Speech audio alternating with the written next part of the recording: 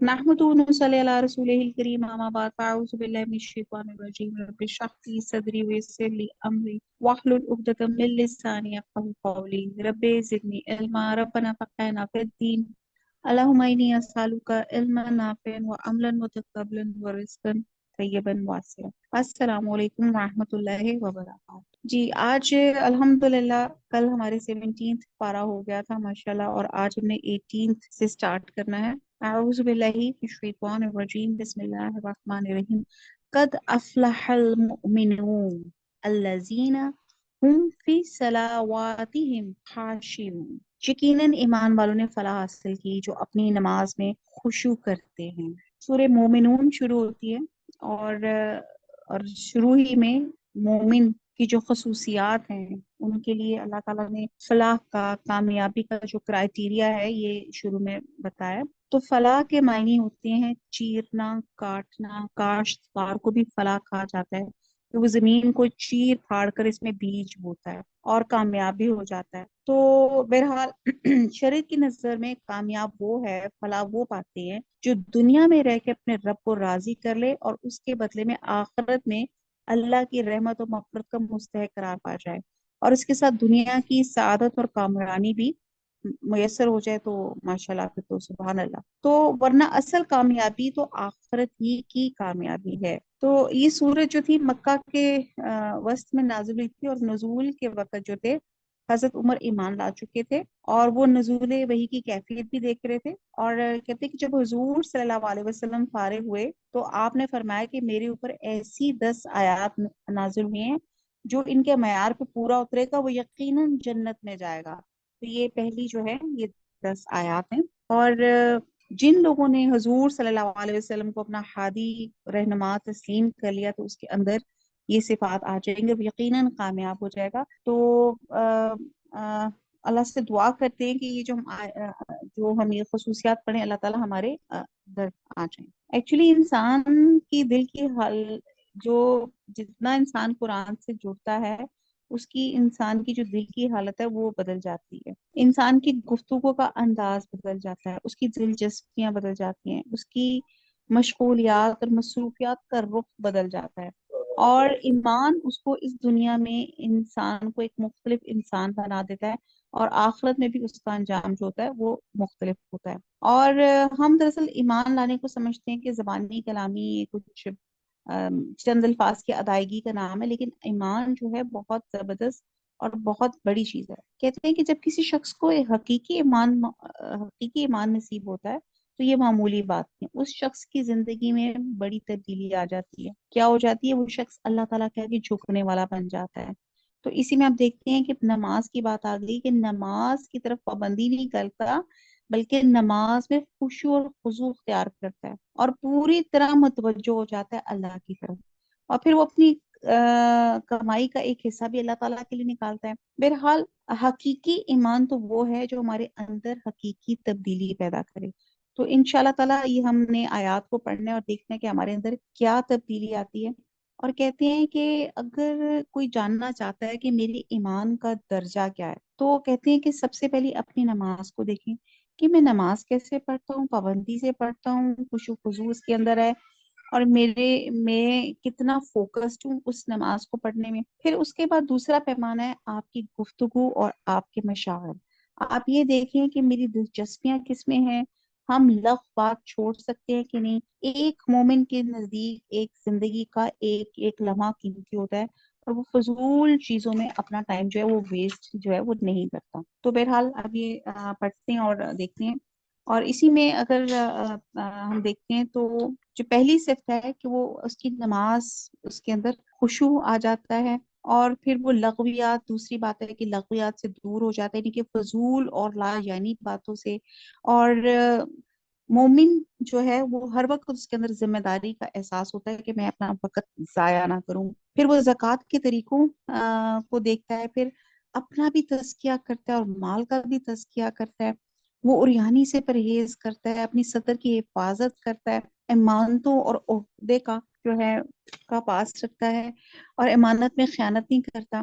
और हजूर सल्लल्लाहु अलैहि वसल्लम अक्सर अपने खुतबों में फरमाया करते थे कि जो इमानत की सिफ़त नहीं रखता وہ ایمان نہیں رکھتا، اور جو عہد کا پاس نہیں رکھتا وہ دین نہیں رکھتا۔ اور جو اپنی نمازوں کی حفاظت کرتے ہیں، تو مومن کی پہلی صفت کیا ہے؟ نماز۔ اور مومن کی دوسری صفت کیا ہے؟ نماز کی پابندی۔ اور مومن کی آخری صفت کیا ہے؟ نماز کی حفاظت۔ تو اللہ سبحانہ تعالیٰ نے ان آیات میں کہہ دیا کہ ان صفات کے مالک جو ہیں جنت الفردوس کے وارث ہوں گے اور اس پہ ہمیشہ ہمیشہ رہیں گے۔ چلیے جی، اب ہم پڑھتے جاتے ہیں کیا کیا ہے۔ یقیناً ایمان والوں نے فلاح حاصل کر لی اور اپنی نماز میں خشوع کرتے ہیں، نمبر ایک۔ اور جو لغویات سے منہ موڑتے ہیں، لغویات ہر وہ کام، ہر وہ بات جس کا کوئی فائدہ ہے ہو اور یہاں اس میں کوئی دنیاوی نقصان ہو، وہ اس سے اعراض کرتے ہیں۔ یعنی کہ لغویات میں اگر ہم دیکھیں تو ہمیں سب سے زیادہ یہ موبائل اور وہ چیزیں جو ہمارا یہ گوسپس، یہ لمبی لمبی فونوں پہ کنورسیشنز، یا آپ کی فیس بک پہ، یا آپ کا بہت زیادہ انوالو ہونا جو موبائل پہ ہی تمام چیزیں، تو ان سے کہتے ہیں اعراض کرتے ہیں۔ پھر آگے آتا ہے کہ اور جو زکوٰۃ ادا کرتے ہیں اور جو اپنی شرم گاہوں کی حفاظت کرنے والے ہیں بجز اپنی بیویوں اور ملکیت کی لوڈیوں کے، یقیناً یہ ملامتیوں میں سے نہیں ہے۔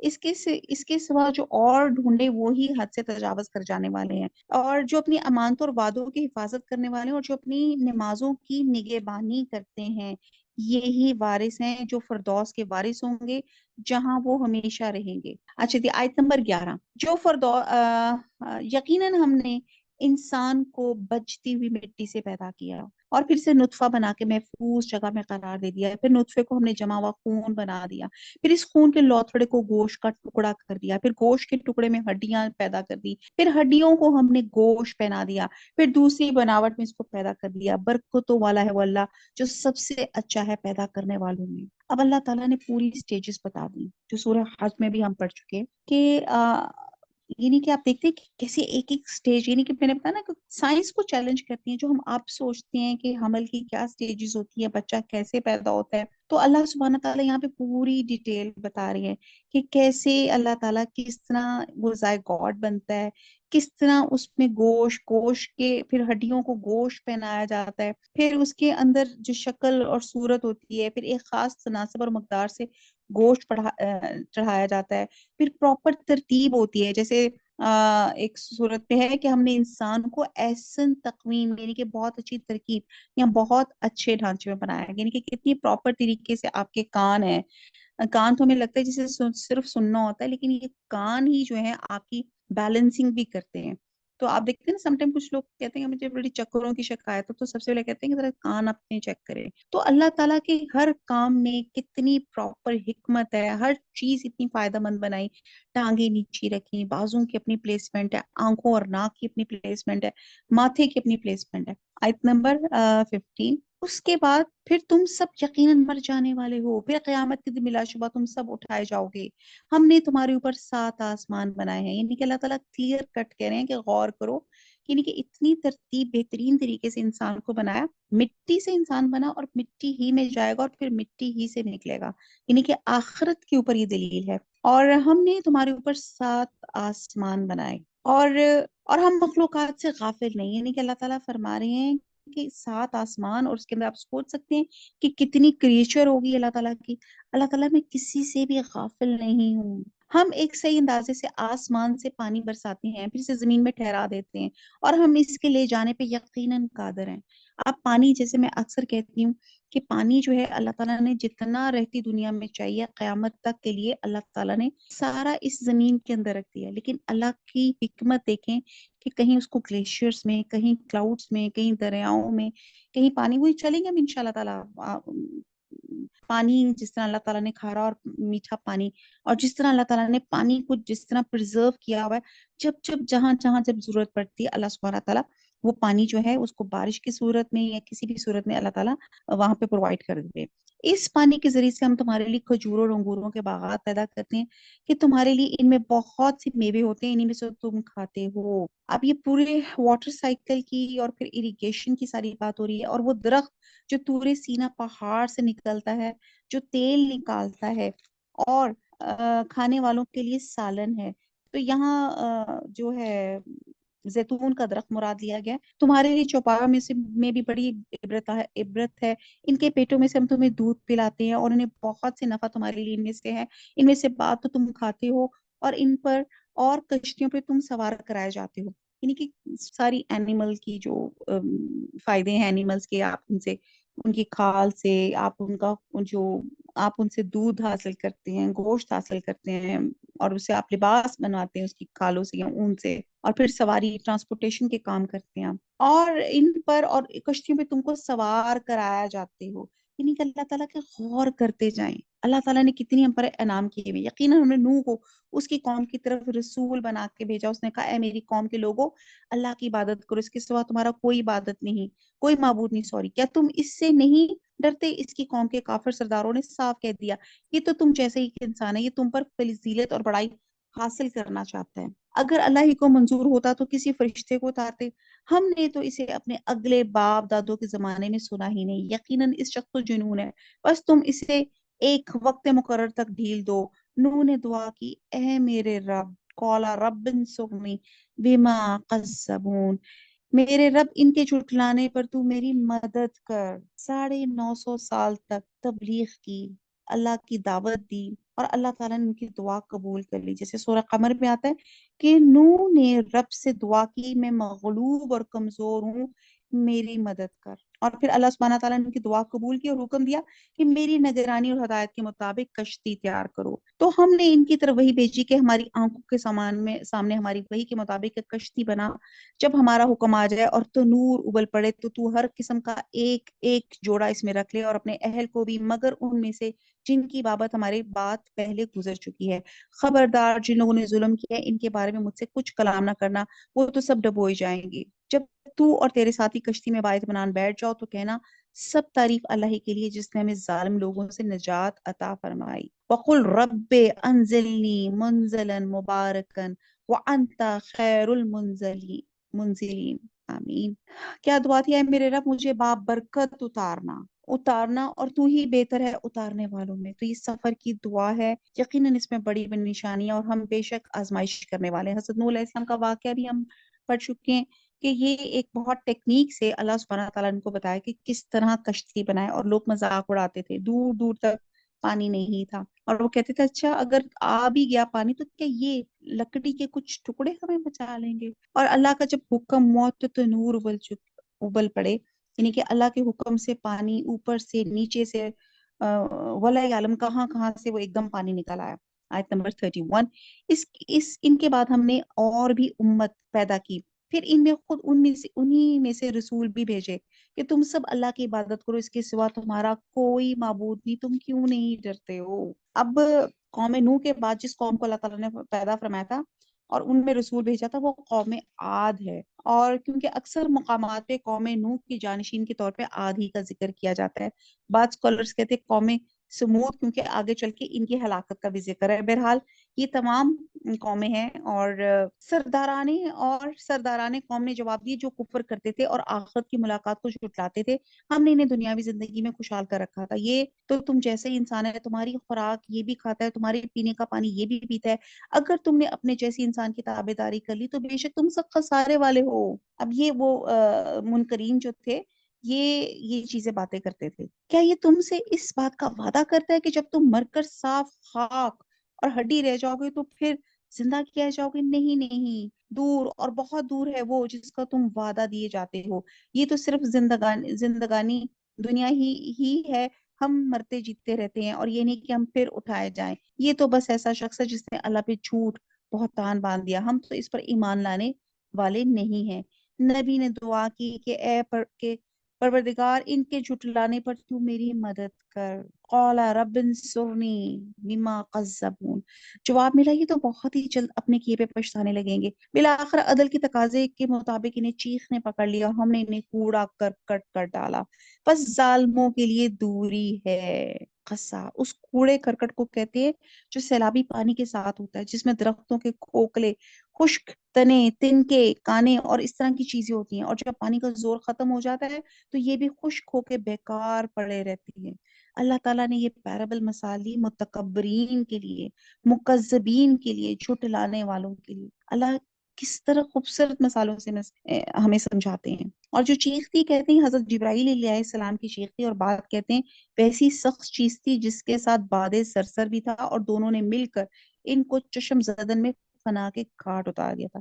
یہ عذاب بتایا جا رہا ہے ان کے اوپر کیا ہوا تھا. ان کے بعد ہم نے اور بھی بہت سی امتیں پیدا کی.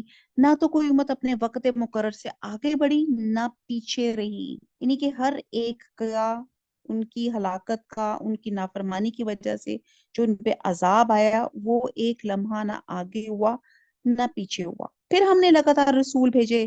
جس امت کے پاس اس کا رسول آیا اس نے جھٹلایا، بس ہم نے ایک کو دوسرے کے پیچھے لگا دیا اور انہیں افسانہ بنا دیا. ان لوگوں کو دوری ہے جو ایمان قبول نہیں کرتے. پھر ہم نے موسیٰ کو اور اس کے بھائی ہارون کو اپنی آیت اور کھلی دلیل کے ساتھ بھیجا. آیات سے مراد ہے کہ وہ جو اللہ تعالیٰ نے ان کو معجزے عطا کیے تھے. فرعون اس کے لشکروں کی طرف، بس انہوں نے تکبر کیا اور تھے ہی وہ سرکش لوگ. کہنے لگے کیا ہم اپنے جیسے دو شخصوں پہ ایمان لائیں، حالانکہ خود ان کی قوم بھی اور ہمارے ماتحت ہے.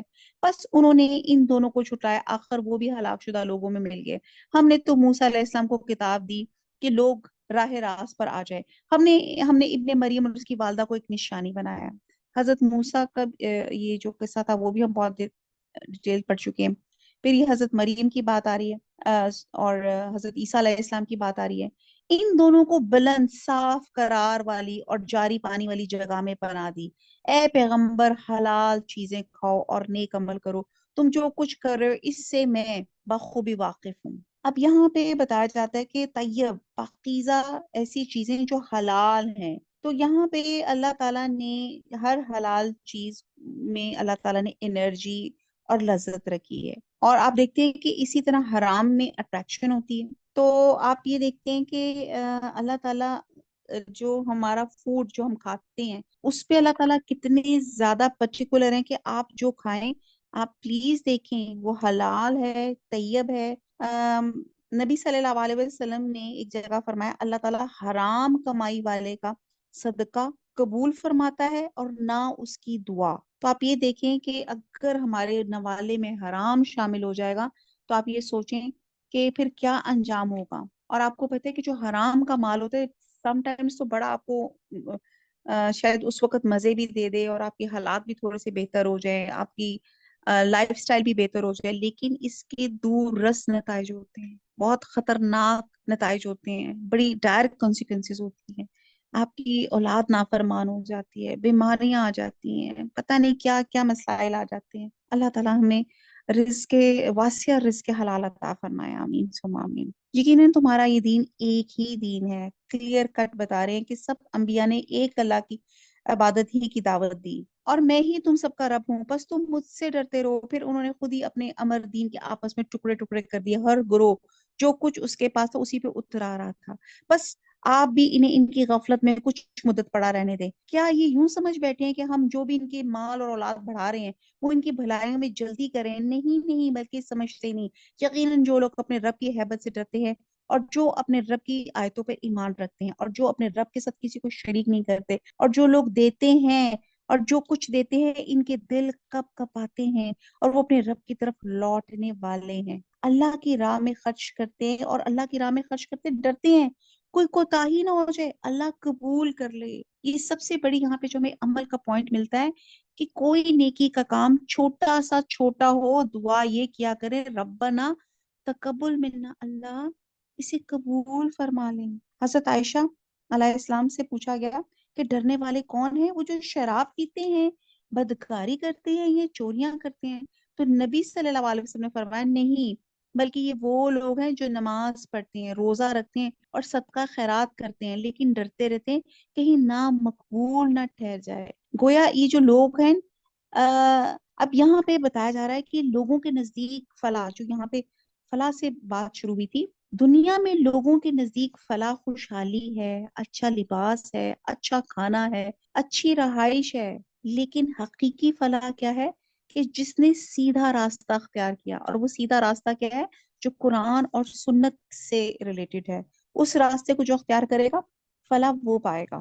یہی ہیں جو جلدی جلدی بھلائیاں حاصل کریں اور یہی ہیں جو ان کی طرف دوڑ کر جانے والے ہیں، فاستبقوا الخیرات، یعنی کہ بھاگ کے کام کرتے ہیں. ہم کسی نفس کو اس کی طاقت سے زیادہ تکلیف نہیں دیتے. ہمارے پاس ایسی کتاب ہے جو حق کے ساتھ بولتی ہے اور ان کے اوپر کچھ بھی ظلم نہ کیا جائے گا، بلکہ ان کے دل اس طرف سے غفلت میں ہے. ان کے لیے ان کے سوا بھی بہت سے اعمال ہیں جنہیں وہ کرنے والے ہیں. یہاں تک کہ جب ہم نے ان کے آسودہ حال لوگوں کو عذاب میں پکڑ لیا تو وہ بلبلانے لگے.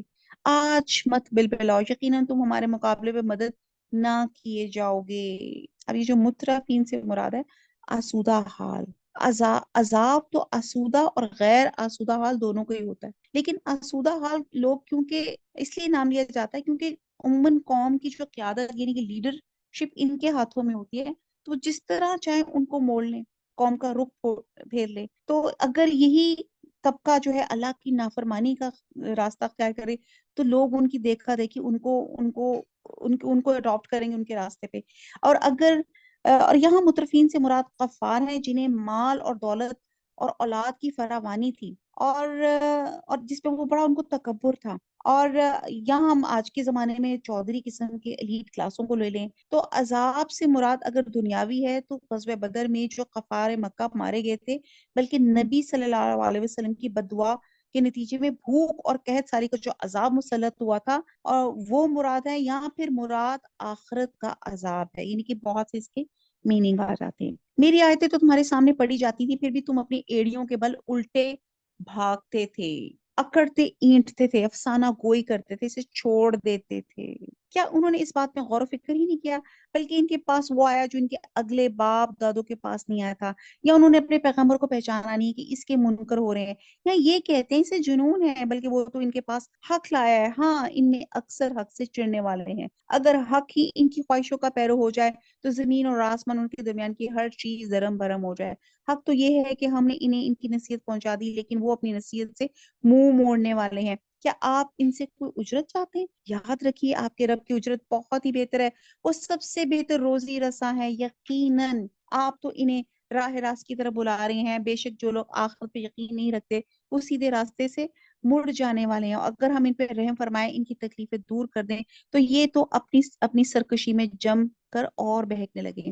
ہم نے انہیں عذاب میں بھی پکڑا تاکہ یہ لوگ نہ تو اپنے پروردگار کے سامنے جھکیں اور نہ ہی عاجزی اختیار کی. عذاب سے مراد وہ شکست ہے جو غزوہ بدر میں کفار مکہ ہوئی تھی، جس میں ان کے 70 آدمی بھی مارے گئے تھے، اور قحط سالی کا عذاب بھی تھا جو حضور صلی اللہ علیہ وسلم کی بد دعا کے نتیجے میں ہوا تھا. تو آپ نے دعا فرمائی تھی کہ اے اللہ، جس طرح حضرت یوسف کے زمانے میں 7 سال قحط رہا تھا، اسی طرح قحط سالی میں انہیں مبتلا کر کے ان کے مقابلے میں میری مدد فرما. چنانچہ کفار مکہ اس قحط سالی میں مبتلا ہو گئے، جس پہ حضرت ابو سفیان جو تھے وہ حضور صلی اللہ علیہ وسلم کے پاس آئے اور انہیں اللہ کا واسطہ دے کے کہا کہ اب تو ہم جانوروں کی کھالیں اور خون تک کھانے پہ مجبور ہو گئے، جس پر یہ آیت نازل ہوئی تھی، آیت نمبر 76. اب 77 پڑھتے ہیں. یہاں تک کہ جو ہم نے ان پہ عذاب کا دروازہ کھول دیا تو اس وقت فوراً مایوس ہو گئے. اور وہ اللہ ہے جس نے تمہارے لیے کان اور آنکھیں اور دل پیدا کیے، مگر تم بہت ہی کم شکر کرتے ہو. غور کریں کس طرح یہ میرے زبان سے بات نکلی، اس طرح، یعنی کہ مجھے کوئی ٹائپ نہیں کرنا پڑتا، مجھے کچھ سوچنا ہے، جو دماغ میں بات آتی ہے سبحان اللہ اسی طرح فوراً منہ سے باہر ادا ہو جاتی ہے، اور آپ کے کان اس کو سن بھی رہے ہیں. تو کبھی اس چیز پہ غور کیا ہے کہ ہم تو اسی چیز پہ ہوتے ہیں کہ واجب کیا فون اور کیا نیٹ کا ایجاد ہو گئی ہے. یہ کبھی آپ نے دیکھا ہے کہ کس طرح ہم سن سکتے ہیں؟ اللہ تعالیٰ نے یہ جو ہمیں ایئر ڈرم اور یہ جو اسٹیچن ٹیوب جس طرح ہمیں سننے کے اللہ تعالیٰ نے قابل بنا دیا ہے، ہم آنکھوں سے کس طرح ہم دیکھ سکتے ہیں؟ کبھی شکر ادا کیا؟ الحمدللہ الحمدللہ الحمدللہ سبحان اللہ سبحان اللہ وبحمدہ سبحان اللہ العظیم. وہی ہے جس نے تمہیں پیدا کر کے زمین میں پھیلا دیا اور اسی کی طرف تم جمع کیے جاؤ گے. اور یہ وہی ہے جو جلاتا اور مارتا ہے، اور رات دن کے رد و بدل کا مختار بھی وہی ہے. کیا تم کو سمجھ بوجھ نہیں ہے؟ کتنے پیارے طریقے سے اللہ تعالیٰ پوچھتے ہیں، سمجھ نہیں ہے تمہیں؟ بلکہ ان لوگوں نے بھی ویسی بات کہی جو اگلے کہتے چلے آئے کہ کیا جب ہم مر کر مٹی اور ہڈی ہو جائیں گے پھر بھی ہم ضرور اٹھائے جائیں گے؟ ہم سے اور ہمارے باپ دادوں سے پہلے ہی سے وعدہ ہوتا چلا ہے. کچھ نہیں، یہ تو صرف اگلے لوگوں کے افسانے ہیں. پوچھئے تو صحیح کہ زمین اور اس کی کل چیزیں کس کی ہیں، بتاؤ اگر جانتے ہو. فوراً جواب دیں گے اللہ کی. کہہ دیجئے پھر تم نصیحت کیوں نہیں حاصل کرتے؟ دریافت کیجئے کہ ساتوں آسمان کا اور بہت باعظمت عرش کا رب کون ہے؟ وہ لوگ جواب دیں گے اللہ ہی ہے. کہہ دیجئے کہ پھر تم کیوں نہیں ڈرتے، پوچھئے کہ تمام چیزوں کا اختیار کس کے ہاتھ میں ہے، جو پناہ دیتا ہے اور جس کے مقابلے میں کوئی پناہ نہیں دیا جاتا، اگر تم جانتے ہو تو بتلا دو۔ وہ چیلنج کریں، پوچھیں کون پناہ دینے والا ہے، یہی جواب دیں گے اللہ ہی ہے۔ کہہ دیجئے پھر تم کدھر جادو کر دیے جاتے ہو، حق یہ ہے کہ ہم نے انہیں حق پہنچا دیا اور یہ بے شک جھوٹے ہیں۔ کس طرح اللہ تعالیٰ دلیلوں سے بات بیان کر رہے ہیں۔ نہ تو اللہ نے کسی کو بیٹا بنایا اور نہ اس کے ساتھ کوئی اور معبود ہے، ورنہ ہر معبود اپنی مخلوق کو لیے پھرتا اور ہر ایک دوسرے پہ چڑھ دوڑتا۔ جو اصافی بتلاتے ہیں ان سے اللہ پاک اور بے نیاز ہے۔ آیت نمبر نیکسٹ ہے، وہ غائب حاضر کا جاننے والا ہے اور جو شرک کرتے ہیں اس سے بالا تر ہے۔ آپ دعا کیجیے کریں، اے میرے پروردگار اگر تو مجھے وہ دکھائے جس کا وعدہ نہیں دیا جا رہا ہے تو اے رب العالمین مجھے ان ظالموں کے گروہ میں نہ کرنا۔ حضور صلی اللہ علیہ وسلم نے فرمایا، دعا کرتے تھے، اے اللہ جب تو کسی قوم پہ آزمائش عذاب بھیجنے کا فیصلہ کرے تو اس سے پہلے مجھے دنیا سے اٹھا لے۔ ان کو اپنی امتی، اپنے لوگوں کا خوف تھا۔ ہم جو کچھ وعدہ انہیں دے رہے ہیں یہ سب آپ کو دکھا دیتے، آپ کو دکھا دینے پر یقیناً قادر ہیں۔ برائی کو اس طریقے سے دور کریں جو سراسر بھلائی والا ہو، اور جو کچھ یہ بیان کرتے ہیں ہم بخوبی واقف ہیں۔ اور دعا کریں، وَقُلْ رَبِّ أَعُوذُ بِكَ مِنْ حَمَزَاتِ الشَّيَاطِينِ وَأَعُوذُ بِكَ رَبِّ أَنْ يَحْضُرُونِ۔ یہ شیطان سے پناہ کی دعا ہے، آمین۔ اور دعا کریں، اے میرے پروردگار میں شیطانوں کے وسوسوں سے تیری پناہ چاہتا ہوں، آمین۔ اور اے رب میں تیری پناہ چاہتا ہوں کہ میرے پاس آ جائیں، آمین۔ حضور صلی اللہ علیہ وسلم کی پناہ مانگتے تھے۔ اور ایک مقام پہ آتا ہے کہ برائی ایسے طریقے سے دور کرو جو اچھا ہو، اس کا نتیجہ یہ ہوگا کہ تمہارا دشمن بھی تمہارا گہرا دوست بن جائے گا۔ آیت نمبر 99، یہاں تک کہ جب ان میں سے کسی کو موت آنے لگتی ہے تو کہنے لگتا ہے، اے میرے پروردگار مجھے واپس لوٹا دے کہ میں اپنی چھوڑی ہوئی دنیا میں جا کے نیک عمال کروں۔ ہرگز ایسا نہیں ہوتا، یہ تو صرف ایک قول ہے جس کا یہ قائل ہے۔ ان کے پس پشت تو ایک حجاب ہے ان کے دوبارہ جی اٹھنے کے دن تک۔ اچھا جی، اب یہ جو حجاب ہے یہ برزخ کا ذکر کیا جا رہا ہے۔ دنیا اور آخرت، اس کے بیچ کا جو حصہ ہے اس کو برزخ کہتے ہیں۔ اور برزخ ایسے کہتے ہیں جیسے ایک ٹرانزٹ ٹائم نہیں ہوتا، جب آپ ایک فلائٹ سے دوسری فلائٹ میں جو آپ کا اسٹیئنگ جو ٹرانزٹ پیریڈ ہوتا ہے، جیسے پیسنجرز ویٹ کر رہے ہوتے ہیں، تو یہ دنیا اور آخرت کا ٹرانزٹ ٹائم ہے۔ نہ آگے جا سکتے ہیں نہ پیچھے جا سکتے ہیں، یعنی کہ ایک کمرے کے اندر ہیں اور آپ نے نہ اندر، مطلب آپ باہر نکل ہی نہیں سکتے۔ اور اگلی فلائٹ تبھی ہوگی جب اللہ سبحانہ تعالیٰ حکم دیں گے، یعنی کہ جب اللہ تعالیٰ آپ کو اٹھائیں گے۔ مرنے کے بعد انسان برزخ میں آ جاتا ہے، نہ وہ دنیا میں جا سکتا ہے نہ وہ آخرت میں جا سکتا ہے۔ خواہ وہ قید میں ہو، خواہ وہ قبر میں ہو یا دریا میں ہو یا جل کے راکھ ہو گیا ہو یا درندے نے کھا لیا ہو یا پرندے نے نوچ کے کھا لیا ہو، مرنے کے بعد وہ کہیں بھی ہے، وہ برزخ میں ہے۔ زندگی روح اور جسم کے ملنے کا نام ہے اور موت روح اور جسم کی جدائی ہے۔ برزخ میں روح اور جسم علیحدہ ہو جاتی ہے۔ روح اگر اچھی ہے تو علیجین میں ہے، اگر گندی ہے تو سجین میں ہے، جو برے لوگوں کی جگہ ہوتی ہے۔ اور جس طرح کا پیسنجر نے ٹکٹ لیا ہوگا ویسے اس کا نامہ اعمال ہوگا اور اس کو وہی فیسلٹیز اس برزخ کی زندگی میں حاصل ہوں گی۔ روح اور جسم میں فاصلہ ہے مگر محسوسات کا تعلق ہوگا۔ عذاب قبر دونوں روح اور جسم کے لیے ہیں۔ جیسے آپ دیکھتے ہیں نا کہ سورج کی روشنی ایک ذرے میں چمکتی ہے تو ہمارا جسم ایک ذرے کی شکل میں کہیں ہے اور روح سورج کی طرح کہیں ہوگی مگر تعلق ہوگا۔ قیامت کے دن جو آپ کے ہے نا رشتے ختم ہو جائیں گے اور کیا ہو جائے گا، یہ جو روحانی رشتہ ہے، یہ مجھ سے کسی نے سوال بھی کیا تو یہاں پہ ان کو کلیئر یہ بات پتا بھی چلی جائے گی۔ تو بہرحال یہ ایک معاملہ ہے جو برزخی زندگی کا ہے۔ سورہ انعام میں آتا ہے کہ اگر انہیں دنیا میں لوٹا دیا جائے تو یہ پھر وہی کام کریں گے جن سے انہیں منع کیا جاتا ہے۔ حضرت قتادہ فرماتے ہیں کہ کافر کی اس آرزو میں ہمارے لیے سبق ہے، کافر دنیا میں اپنے خاندان اور قبیلے کے پاس جانے کی آرزو نہیں کرے گا بلکہ عمل صالح کے لیے دنیا میں آنے کی آرزو کرے گا۔ اس لیے زندگی کے لمحات کو غنیمت جانے اور زیادہ سے زیادہ عمل صالحہ کریں تاکہ قیامت کو یہ آرزو ہونے کی ضرورت ہی نہ پیش آئے۔ تو دو چیزوں کے درمیان کو I hope understand، حجاب اور آڑ کو برزخ کہتے ہیں۔ دنیا کی زندگی اور آخرت کی زندگی میں جو وقفہ ہے وہ برزخ ہے. مرنے کے بعد انسان کا تعلق دنیا سے ختم ہو جاتا ہے اور آخرت کی زندگی کا آغاز اس وقت ہوگا جب تمام انسانوں کو دوبارہ زندہ کیا جائے گا.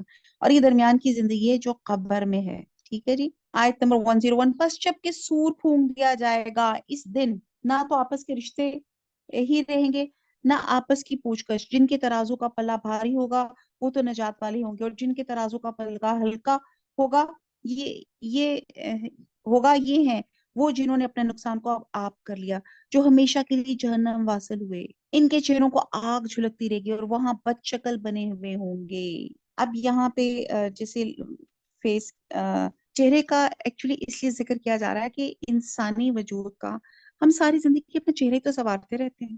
یار فلانا facial, hydra facial, organic facial, gold facial.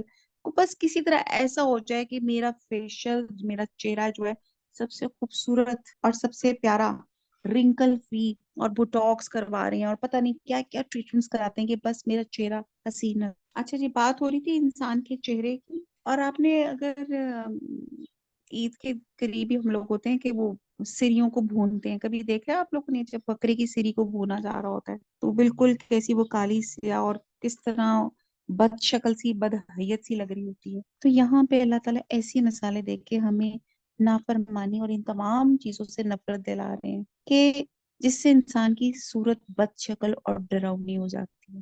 یعنی کہ کیا ہے کہ آپ کا جب چہرہ، جو نافرمان لوگ ہیں، تو جب وہ آگ میں جھلسے گا تو وہ کیا ہوں گے؟ بد شکل بنے ہوں گے.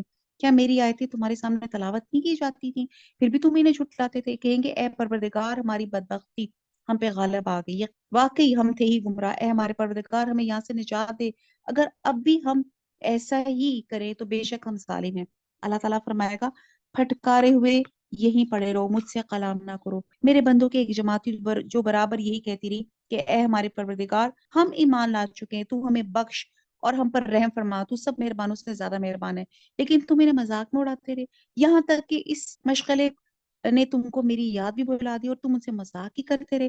میں نے آج انہیں ان کے اس صبر کا بدلہ دے دیا اور وہ خاطر خواہ اپنی مراد کو پہنچ گئے. اب لذت اور شہوات جو انسان پہ غالب رہتی ہے یا بدبختی سے انہیں تعبیر کیا گیا ہے. اور آپ یہ دیکھیں کہ دیکھا جائے تو ہمارے انجام کے لحاظ سے تین معاملات ہوتے ہیں. ایک ہوتا ہے کافر، ایک کافر کا انجام، ایک منکر کا انجام، اور ایک ہوتا ہے اہل ایمان کا. تو موت کے وقت رحمت کے فرشتے آتے ہیں، تو جو اہل ایمان ہوتا ہے اس کی موت کے وقت تو رحمت کے فرشتے آتے ہیں. تو آپ اللہ سے پناہ مانگتے ہیں کہ کافر اور منکر والا انجام نہ ہو، اہل ایمان والا انجام ہو. اور جو شہید ہوگا وہ تو دنیا میں آنا ہی نہیں چاہے گا. وہ کہے گا اللہ تعالیٰ مجھے ایک اور موقع دے، مجھے پھر شہادت ہو تو میں، اور پھر مجھے وہ اجر جو ہے نصیب ہو. تو ہر ایک کا موت کا معاملہ فرق ہے. تو جو شخص زندگی اس نے ضائع کی تو اس نے کیا کیا؟ جو خواہش نفس کے ہاتھوں پریشان رہا. یہ دنیا ایک چانس ہے اور دوسرا چانس جو ہے یہ دوبارہ چانس نہیں ملتا. تو ہم نے یہ دیکھنا ہے کہ میرے کوئی فرائض تو نہیں چھوٹ گئے. اور دوسرا یہ ہے کہ آپ کا عمل بولتا ہے. تو جتنا آپ کا پختہ عزم ہوگا، آپ کی نیت خالص ہوگی ایمان کی طرف، تو آپ کا اتنا ہی آپ کا عمل بھی سٹرونگ ہوگا. 111. اللہ تعالیٰ دریافت فرمائے گا کہ تم زمین پہ با اعتبار برسوں کی گنتی کی کس قدر رہے. وہ کہیں گے ایک دن یا ایک دن سے بھی کم. گنتی گننے والوں سے بھی پوچھ لیجئے. اللہ تعالیٰ فرمائے گا فی الواقع تم وہاں بہت ہی کم رہے، اے کاش تم اسے پہلی جان لیتے. کیا تم یہ گمان کیے ہوئے تھے کہ ہم نے تمہیں یوں ہی بیکار پیدا کر دیا اور یہ کہ تم ہماری طرف لوٹائے ہی نہ جاؤ گے. اللہ تعالیٰ سچا بادشاہ اور وہ بڑی بلندی والا ہے. اس کے سوا کوئی معبود نہیں، وہی بزرگ عرش کا مالک ہے. جو شخص اللہ کے ساتھ کسی دوسرے معبود کو پکارے جس کی کوئی دلیل اس کے پاس نہیں، بس اس کا حساب تو اس کے رب کے اوپر ہی ہے. بے شک کافر لوگ نجات سے محروم ہیں. اور کہو کہ اے میرے رب تو بخشش، وقل رب اغفر وارحم وانت خیر الراحمین. رحمت کا اشرہ ہے، دعا مانگ لے 3 دفعہ، رب اغفر وارحم وانت خیر الراحمین، رب اغفر وارحم وانت خیر الراحمین. اور کہو کہ اے میرے رب تو بخش اور رحم کر اور تو سب مہربانوں سے بہتر مہربانی کرنے والا ہے. اللہ تعالیٰ کی کمال دیکھیں، اللہ تعالیٰ کی ہم پر رحمت کا کمال دیکھیں کہ جو کچھ حشر میں پیش آنا ہے اللہ تعالیٰ میں پیش کی بتا رہے ہیں، تاکہ اس سے ڈر کر ہم اپنے معاملات درست کر لیں۔ اور آخری آیت میں اللہ تعالیٰ دعا کی تلقین کر رہے ہیں۔ تو بہرحال اللہ تعالیٰ ہمیں نافرمانیوں سے بچائے اور اللہ تعالیٰ کا فرما بردار بندہ بنائے۔ سورہ نور شروع ہوتی ہے۔ سورہ نور جو ہے ایک مدنی سورت ہے اور اس کے اندر آنے والے احکامات فرض کا درجہ رکھتے ہیں۔ اور سورہ نور غزوہ بنی مستلق کے بعد 6 ہجری میں نازل ہوئی، اور اس غزوے میں معمولی واقعہ نہیں تھا، اور اس کا شوشہ بنا کے منافقین نے حضرت عائشہ رضی اللہ تعالیٰ عنہ اور نبی صلی اللہ علیہ وسلم کو بدنام کرنے کی کوشش کی تھی۔ بہرحال اللہ تعالیٰ کی طرف سے حضرت عائشہ کے لیے کامل برات کا حکم آیا تھا، آیات نازل ہوئی تھی، اس کے بعد کچھ اور احکام بھی تھے، اور جن کی وجہ سے معاشرے میں امن و امان ہو گیا تھا اور بہت سے واقعات پیش آئے تھے، اور جن کے سد باب کے طور پہ بہت سے احکامات بھی دیے گئے تھے اور قوانین بھی دیے گئے تھے۔ تو بہرحال یہ ہم پڑھتے جاتے ہیں اور سورہ نور کو سمجھتے جاتے ہیں۔ اعوذ باللہ من الشیطان الرجیم، بسم اللہ الرحمن الرحیم۔ سورۃ انزلناها وفرضناها وانزلنا فیها آیات بینات لعلکم تذکرون۔ یہ ہے وہ سورت جو ہم نے نازل فرمائی اور مقرر کر دی، اور جس میں ہم نے کھلی آیتیں احکام اتارے ہیں تاکہ تم یاد رکھو۔ سورہ نور، سورہ احزاب، سورہ نساء، یہ تینوں صورتیں ایسی ہیں جن میں عورتوں کے خصوصی مسائل اور معاشرتی زندگی کے متعلق اہم تفصیلات ہیں۔ کہتے ہیں کہ ایک انگریز تھا، اس نے اسی قرآن مجید پڑھا، جیسے اسے بک ریڈنگ کا شوق، تو اس نے کہا اچھا اس کا ریڈر کوئی خاتون ہے، یعنی کہ یہ جرنل ایک کسی کا کنسپٹ پیش کر رہی ہوں کہ اتنے زیادہ رائٹس، یہاں پہ ہم کہتے ہیں جی مرد عورت کا رائٹ برابر ہونا چاہیے، اللہ تعالیٰ نے عورتوں کے لیے اتنے رائٹس، اتنی اللہ تعالیٰ نے ان کے لیے رخصتیں، اتنی اس کے لیے آسانیاں کی ہیں، اور کتنی صورتیں ہیں جس میں عورتوں کے حق، یہ تو میں نے 3 کے نام لیے ہیں، آپ سورہ طلاق لے لیں، سورہ تحریم لے لیں، بے انتہا صورتیں ہیں جس میں عورتوں کے حق، اور ان کے سورہ جو ہے نساء، اور بہت سی ایسی صورتیں ہیں جس میں عورتوں کے متعلق ہی بات کی جاتی ہے۔ تو اللہ تعالیٰ فرما رہے ہیں یہ ہے وہ سورج جو ہم نے نازل فرمائی اور مقرر کر دی ہے، جس میں ہم نے کلی آیتیں اور احکام اتارے ہیں تاکہ تم یاد رکھو۔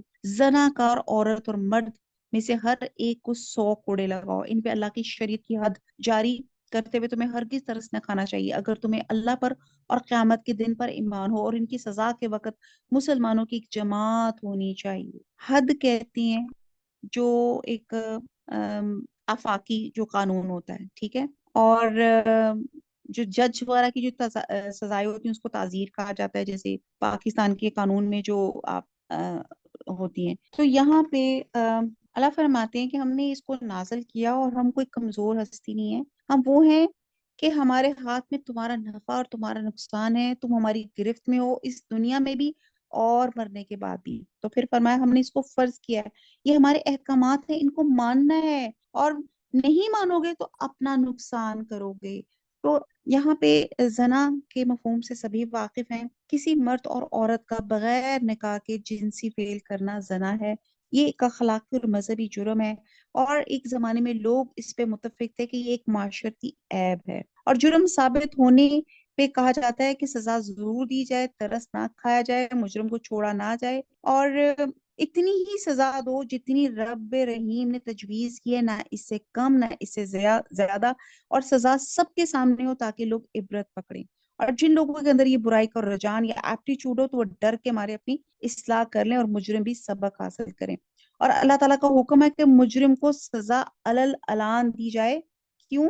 تاکہ معاشرے کی اصلاح ہو سکے۔ بدکاری کی سزا جو اسلام میں بتائی گئی، جو سورہ نساء میں بھی ہم پڑھ چکے ہیں، تو جب سورہ نور کی آیات نازل ہوئی تو نبی صلی اللہ علیہ وسلم نے فرمایا کہ اللہ تعالیٰ نے وعدہ فرمایا ہے کہ اس کے مطابق بدکار مرد اور عورت کی مستقل سزا مقرر کر دی گئی ہے، اور وہ تم مجھ سے سیکھ لو، اور وہ یہ ہے کہ کنوارے غیر شادی شدہ مرد اور عورت کے لیے 100 کوڑے، اور شادی شدہ مرد اور عورت کو 100 کوڑے اور سنساری کے ذریعے سے مار دینا۔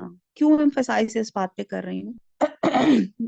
کہتے ہیں کہ جس طرح آج کل کے زمانے، مجھے لگ رہا ہے یہ آج کل کے زمانے میں خصوصی آج میں یہ آیت اتری ہے، آپ دیکھتے ہیں کہ آج کل زنا کا مفہوم یہ ہے کہ بیسکلی مرد اور عورت اگر راضی ہیں تو وہ they have the right to do anything، اور اللہ سبحانہ تعالیٰ نے کہا ہے کہ جب تک نکاح نہ ہو آپ اس تعلق کو آگے بڑھا ہی نہیں سکتے. تو یہاں پہ اللہ تعالیٰ، اور یہاں پہ اگر یہ علل اعلان میدان میں کھڑے ہو کے ایسے لوگ جن کا ایپٹیچیوڈ زنا کی طرف ہوتا ہے اور ان کے ساتھ یہ کوڑے، ان کے ساتھ رجم کیا جائے، تو آپ سوچیں گے ہر بندہ آگے کانپے گا کہ میں یہ سوچنا بھی ان کے دماغ میں نہیں آئے گا کہ اس قدر اس کی زبردست سزا لوگوں کے ساتھ، اور امبیرسمنٹ اور ذلت علیحدہ اور تکلیف علیحدہ اور موت ایک علیحدہ. اللہ تعالیٰ کہتے ہیں کہ ہم نے کھلی آیتیں احکام اتار دی تاکہ تم یاد رکھو، اگر زناکار عورت اور مرد کے لیے ہر ایک کو 100 کوڑے لگاؤ. ان پہ اللہ کی شریعت کی حد جاری کرتے ہوئے تمہیں ہرگز ترس نہیں کھانا چاہیے اگر تمہیں اللہ پر اور قیامت کے دن پر ایمان ہو. ان کی سزا کے وقت مسلمانوں کی جماعت ہو جانی چاہیے. زانی مرد بجز زانیہ یا مشرقہ عورت کے کسی اور سے نکاح نہیں کرتا، اور زناکار عورت سے بھی بجز زانی یا مشرق مرد کے کوئی اور نکاح نہیں کرتا.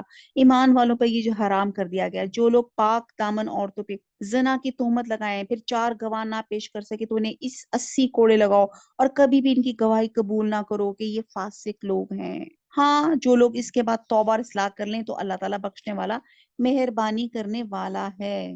پاک دامن عورت پر تہمت لگانا 7 کبیرہ گناہوں میں سے ایک ہے جو طباق کن ہے، اور پاک دامن عورت پہ تہمت لگانا 100 سال کے اعمال کو غارت کر دیتا ہے. تو یہاں پہ یہ جو زنا ہے، جیسے ہم نے پیچھے پڑھا تھا کہ زنا کے قریب بھی نہ جاؤ، مینس کہ ایسے کام جس سے آپ کے اندر اشتعال ہو، موٹیویشن ہو، اس کے قریب ہی نہ جاؤ. جیسے کہتے ہیں نا آگ تیل کو ساتھ نہ رکھیں کہ بھڑکنے کا موقع ہی نہ ملے، انفلیمیشن ہی نہ ہو.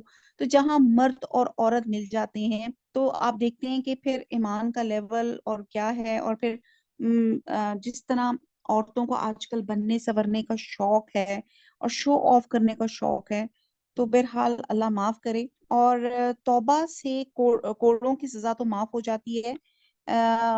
بہرحال یہاں پہ ایک تو اللہ تعالیٰ کہہ رہے ہیں کہ جو توبہ کر لیں، اس کے بعد توبہ اور اصلاح کر لیں. تو اب یہ ہے کہ یہ آپ نے خود سوچنا ہے کہ میں نے کس ندامت سے اور کس طرح میں نے اللہ سے توبہ کرنی ہے. اللہ تعالیٰ کوئی غلطی ہو گئی ہو، جیسے آج کل کی جنریشن میں دس از مجھے نہیں سمجھ آتا، اٹس اے کامن سن، جس کو سن بھی نہیں کہوں گی، آج کل کے زمانے کا ٹرینڈ کہہ سکتی ہوں، یا آج کل کے زمانے کا سٹائل کہہ سکتے ہیں، کہ یہ کوئی بات سمجھی ہی نہیں جاتی کہ ایک لڑکا اور لڑکی آپس میں کچھ بھی کر لے. بہرحال اللہ معاف کرے. آیت نمبر 6 ہے، جو لوگ اپنی بیویوں پہ بدکاری کی تہمت لگائیں اور ان کا کوئی گواہ بجز خود ان کی ذات کے نہ ہو، تو ایسے لوگوں میں سے ہر ایک کا ثبوت یہ ہے کہ 4 مرتبہ اللہ کی قسم کھا کے کہیں کہ وہ سچوں میں سے ہیں، اور 5ویں مرتبہ کہ اس پر اللہ تعالیٰ کی لعنت ہو اگر وہ جھوٹوں میں سے ہے. اور اس عورت سے سزا اسی طرح دور ہو سکتی ہے کہ وہ 4 مرتبہ اللہ کی قسم کھا کے کہے کہ یقیناً اس کا مرد جھوٹ بولنے والوں میں سے ہے،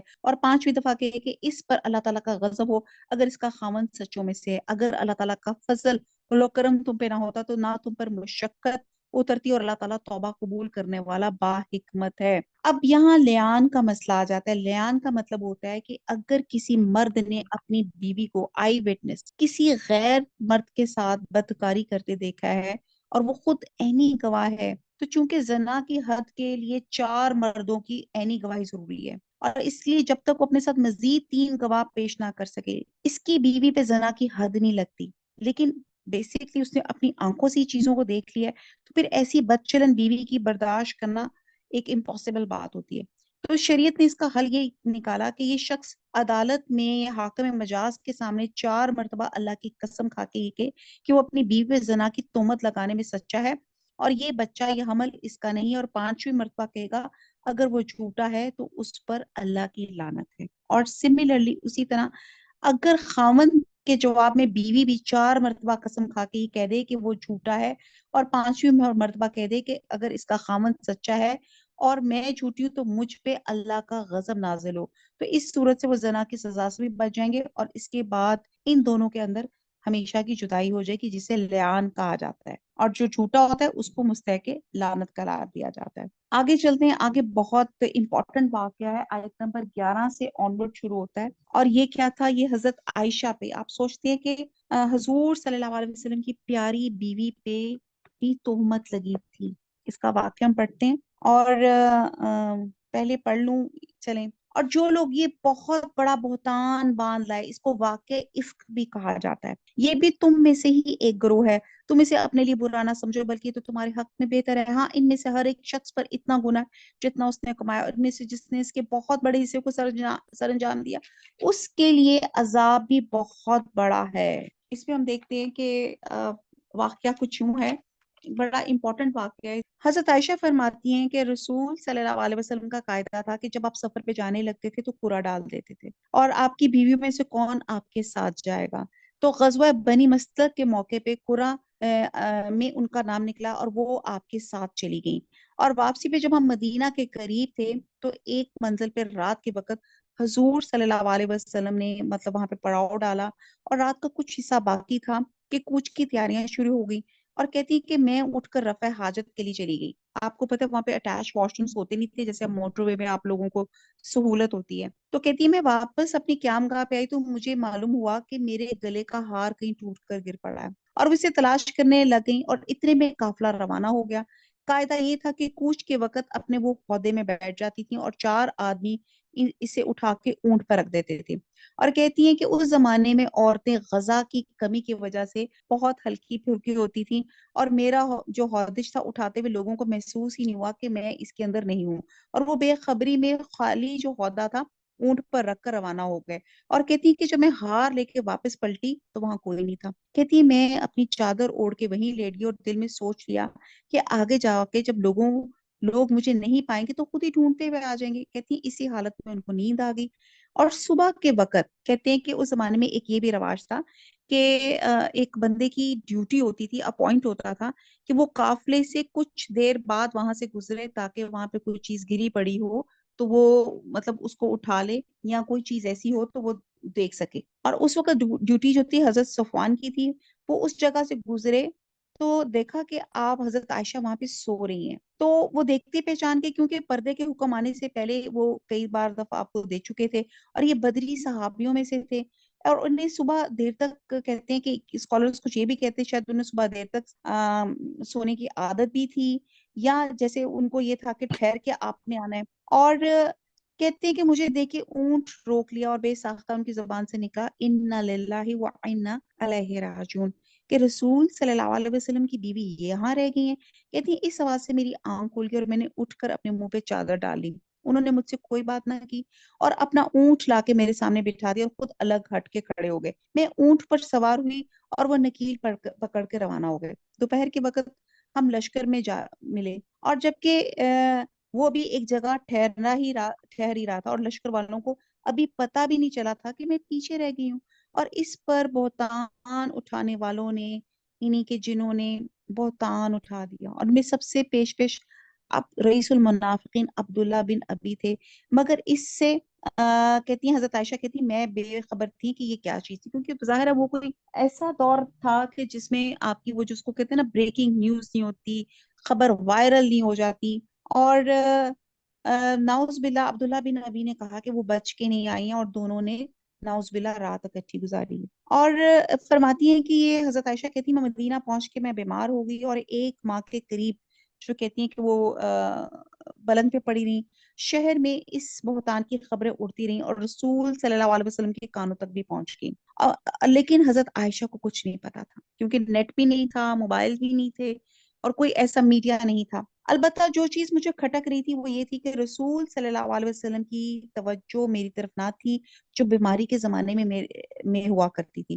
آپ گھر میں آتے تھے، بس گھر والوں سے یہ پوچھ کر رہ جاتے تھے کیف تیکم، کہ کیسی ہیں یہ، اور مجھ سے کوئی کلام نہ کرتے تھے۔ اس سے مجھے شبہ ہوا کہ کوئی بات تو ضرور ہے۔ آخر کہتی ہیں کہ آپ اجازت دے کے اپنی ماں کے گھر آ گئی تاکہ میری یہاں پہ تھوڑی تیمارداری اچھی ہو اور میری تھوڑی صحت بہتر ہو۔ ایک روز کہتی ہیں کہ رات کے وقت اسی طرح وہ رفع حاجت کے لیے جو تھی باہر نکلی، اور اس وقت کہتی ہیں کہ وہی بات ہے کہ اٹیچ واش رومس نہیں تھے، تو یہ لوگ جنگل میں جایا کرتے تھے، اور آپ کے ساتھ مستہ بن اساسہ کی والدہ تھی جو میری والد کی خالہ زاد بہن تھی، اور حضور صلی اللہ علیہ وسلم اس پورے خاندان کی کفالت حضرت ابو بکر صدیق جو تھے وہ کرتے تھے۔ اور کہتی ہیں کہ وہاں پہ کہتی ہیں کہ ان کو ٹھوکر لگی اور بے ساختہ ان کی زبان سے نکلا غارت ہو مستہ، تو حضرت عائشہ کہتی ہیں کہ میں نے کہا اچھی ماں ہو، بیٹے کو کہتی ہو، اور بیٹا بھی وہ جس نے غزوہ بدر میں حصہ لیا.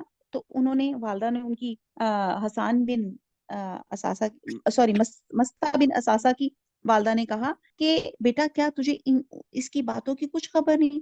پھر انہوں نے پورا قصہ سنایا. یہ داستان سن کے کہتی ہیں کہ میرا، حضرت عائشہ کہتی میرا خون خشک ہو گیا اور میں حاجت بھی بھول گئی جس کے لیے گئی تھی، اور ساری رات رو رو کے گزاری. اور کہتی ہیں کہ اس داستان کی ریومرز جو تھی 1 مہینے تک شہر میں اٹھتی نہیں، اور نبی صلی اللہ علیہ وسلم سخت اذیت میں مبتلا تھے اور میں روتی رہتی تھی، اور میرے والدین انتہائی پریشان اور غم میں تھے. آخر کار ایک روز حضور صلی اللہ علیہ وسلم تشریف لائے، میرے پاس بیٹھے، اور اس پوری مدت میں آپ کبھی میرے پاس نہیں بیٹھے تھے. حضرت ابو بکر اور ام رومان یعنی کہ حضرت عائشہ کی امی نے محسوس کیا کہ آج کوئی فیصلہ کن بات ہونے والی ہے، اس لیے دونوں بھی آپ کے پاس بیٹھ کے حضور صلی اللہ علیہ وسلم نے فرمایا عائشہ مجھے تمہارے بارے میں خبریں پہنچی ہیں، اگر تم بے گناہ ہو تو امید ہے اللہ تمہاری برات ظاہر فرمائے گا، اگر واقعی تم کسی گناہ میں مبتلا ہو تو تم توبہ کر لو اور معافی مانگ لو. بندہ جب اپنے گناہ کا معترف ہو تو توبہ کرتا ہے تو اللہ معاف فرما دیتا ہے. یہ بات سن کر کہتی ہیں کہ میرے آنسو خشک ہو گئے. یہاں سے پتہ چلتا ہے کہ حضور صلی اللہ علیہ وسلم کو بھی غیب کا علم نہیں تھا. کہتی ہیں حضرت عائشہ، کہتی میں نے اپنے والد سے عرض کیا آپ رسول اللہ کی بات کا جواب دیں. آپ نے فرمایا بیٹی میری سمجھ میں تو کچھ نہیں آ رہا کہ کیا کہوں. تو میں نے اپنی والدہ سے کہا آپ ہی کچھ کہیں. انہوں نے بھی کہا میں حیران ہوں کیا کہوں. اس پر میں بولی کہ آپ لوگوں کے کان میں ایک بات پڑ گئی ہے اور دلوں میں بیٹھ گئی ہے. اب اگر میں یہ کہوں میں بے گناہ ہوں اور اللہ گواہ ہے کہ میں بے گناہ ہوں تو آپ لوگ نہ مانیں گے، اور اگر خام خواہ میں ایک بات کا اعتراف کروں جو میں نے کی ہی نہیں تو اللہ جانتا ہے کہ میں نے نہیں کی تو آپ لوگ مان لیں گے. اور میں نے اسی وقت حضرت یعقوب علیہ السلام کا نام یاد کرنے کی کوشش کی مگر نہ یاد آیا. مگر میں نے اس حالت میں میرے لیے اس کے سوا اور کوئی چارہ نہیں تھا کہ میں وہی بات کہوں جو حضرت یوسف علیہ السلام کے والد نے کی تھی، فَصَبْرٌ جَمِیلٌ، اور یہ کہہ کے میں لیٹ گئی اور دوسری طرف کروٹ کر لی. میں اس وقت اپنے دل میں کہہ رہی تھی کہ اللہ میری بے گناہی سے واقف ہے، وہ ضرور حقیقت کھول دیں گے. اگرچہ یہ بات میرے وہم و گمان بھی نہیں تھی کہ میرے حق میں وہی نازل ہوگی تو قیامت تک پڑھی جائے گی ہی. میں اپنی ہستی کو اس سے کمتر سمجھتی تھی کہ اللہ خود میری طرف سے بولے گا، مگر میرا یہ گمان تھا کہ میرے کہ رسول صلی اللہ علیہ وسلم خواب دیکھیں گی جس میں اللہ تعالیٰ میری برات ظاہر کریں گے. اتنے میں یکایک حضور صلی اللہ علیہ وسلم پہ وہ کیفیت ظاہر ہوئی جو وہی نازل ہوتے ہوئے ہوتی ہے، حتیٰ کہ سخت چاڑے کے زمانے میں بھی موتی کی طرح آپ کے چہرے پہ پسینے کے قطرے ٹپکنے لگے. ہم سب خاموش تھے، میں تو بالکل ہی بے خوف تھی، مگر میرے والدین کا حال یہ تھا کہ کاٹو تو بدن میں لہو لی. وہ ڈر رہے تھے کہ دیکھیں اللہ کیا حقیقت کھولتے ہیں. جب یہ کیفیت دور ہوئی تو حضور صلی اللہ علیہ وسلم بے حد خوش ہوئے اور آپ نے ہنستے ہوئے پہلی بات جو فرمائی وہ یہ تھی مبارک ہو عائشہ، اللہ نے تمہاری برات نازل فرما دی. اور اس کے بعد رسول صلی اللہ علیہ وسلم نے جو 10 آیات سنائی یعنی کہ آیت نمبر 11 سے لے کے 21 تک. میری والدہ نے کہا اٹھو اور رسول صلی اللہ علیہ وسلم کا شکریہ ادا کرو. میں نے کہا میں ان کا شکریہ نہ ادا کروں گی نہ آپ دونوں کا، بلکہ میں اللہ کا شکر ادا کرتی ہوں جس نے میری برات نازل فرمائی. آپ لوگوں نے تو اس بہتان کا انکار تک نہیں کیا تھا. تو آپ یہ سوچتے ہیں یہ صورت ایسے حالات میں نازل ہوئی کہ جبکہ مخالفین الزام اور بہتان تراشی کا کوئی موقع ہاتھ سے نہیں جانے دیتے تھے. ان کی پوری کوشش ہوتی تھی کہ مسلمانوں کے درمیان میں پھوٹ ڈال دیں، حتیٰ کہ حضور صلی اللہ علیہ وسلم سے بدزن کر دیں. اور حضرت عائشہ پہ انہوں نے کتنا بڑا بہتان لگا دیا. یہ بہت ڈیٹیل سے میں نے کی جو اس واقعہ افک بیان کیا، کیونکہ یہ ہمارے اندر سب کے اندر ایک جس کو کہتے ہیں نا وہ جو بریکنگ نیوز والا آنسر ہے وہ بیٹھا ہوا ہے. جہاں مرد اور عورت کو کہیں دیکھتے ہیں ہم فوراً اس کو غلط نریٹ کرنا شروع کر دیتے ہیں. ایکچولی ویسے آج کل کے زمانے میں بہن بھائی بھی جا رہے ہوں نا بلیو کریں، کیونکہ نہ لڑکے کا حالت ایسی ہوتی ہے نہ لڑکی کے کپڑے ایسے ہوتے ہیں کہ یوں لگ رہا ہوتا ہے کہ شاید ناؤز بلا وہ شاید ڈیٹ پر جا رہے ہیں یا کچھ اور مقصد کے لیے جا رہے ہیں. تو آج کل کے تو ہمارے بچے بچیوں کے حلیے ہی ایسے ہو گئے. تو یہاں پہ اللہ تعالیٰ جو سختی سے منع کر رہے ہیں اور وہ کیا کر رہے ہیں بہتان، جیسے میں نے ابھی پہلے پڑھا کہ پاک دامن عورت تہمت 7 کبیرہ گناہوں میں سے ہے، اور پاک دامن عورت پہ تہمت لگانا 100 سال کے اعمال غارت کر دیتی ہے۔ تو بہرحال آپ یہ دیکھیں کہ یہاں سے ایک اصول بن گیا کہ آپ نے اپنی تھنک بیفور یو اسپیک، آپ دیکھیں کہ آپ کس پر کیا بات کر رہے ہیں۔ بہرحال یہاں پہ جو ہم نے ابھی تک کچھ جو آیات پڑھی، تو اس میں اللہ سبحانہ تعالیٰ اس واقعے میں دیکھنا چاہتے تھے کہ جس جس نے بہتان میں حصہ لیا، جس جس طرح سے اس نے ریومر کو پھیلایا، اسی طرح اللہ تعالیٰ اس کے ساتھ معاملہ کریں گے، اسی طرح ان کو سزا ملے گی۔ اور اسے سنتے ہی، آیت نمبر 12 ہے، اسے سنتے ہی مومن مردوں عورتوں نے اپنے حق میں نیک گمانی کیوں نہ کی اور کیوں نہ کہہ دیا یہ تو کھلم کھلا سری بہتان ہے۔ اب یہاں پہ تربیت بتائی جا رہی ہے کہ یہاں پہ سب سے پہلے جن لوگوں نے ریومر سنی تھی، انہوں نے کیوں نہیں اسی وقت کہہ دیا کہ حضرت عائشہ پاک تھی، یا آپ ایسی بات کیسے کر سکتے ہیں؟ اور وہ اس پہ چار گواہ کیوں نہ لائے؟ اور جب گواہ نہیں لائے تو یہ بہتان باز لوگ یقیناً اللہ کے نزدیک محض جھوٹے ہیں۔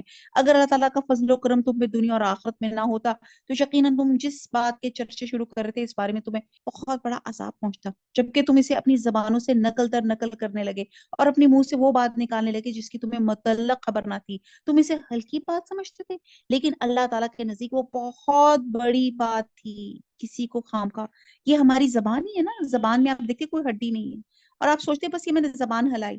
آپ کو نہیں پتا اس زبان کے ہلانے سے کیا کیا گناہ اور کیا کیا ہمارے نام اعمال میں چیزیں جمع ہو جائیں گی۔ اور کہتے ہیں عبداللہ بن نبی کو سزا اس لیے نہیں دی گئی کیونکہ اس کے لیے آخرت کے عذاب عظیم ہی کو سمجھا گیا، اور مومنوں کو سزا دے کے دنیا میں ہی پاک کر دیا گیا۔ اور یہاں پہ بات جو بیان کی جا رہی ہے، یہاں پہ جو ہمیں سبق دیا جا رہا ہے، تربیت کا جو پہلو دیا جا رہا ہے، کہ سب سے پہلے تو یہ کہ اگر آپ کو کوئی غلط بات ملے اس کی آپ نے تردید کرنی ہے۔ پھر دوسری بات گواہ لے کر آنی ہے، نہیں تو حد قذف جو ہے وہ لگانی پڑے گی۔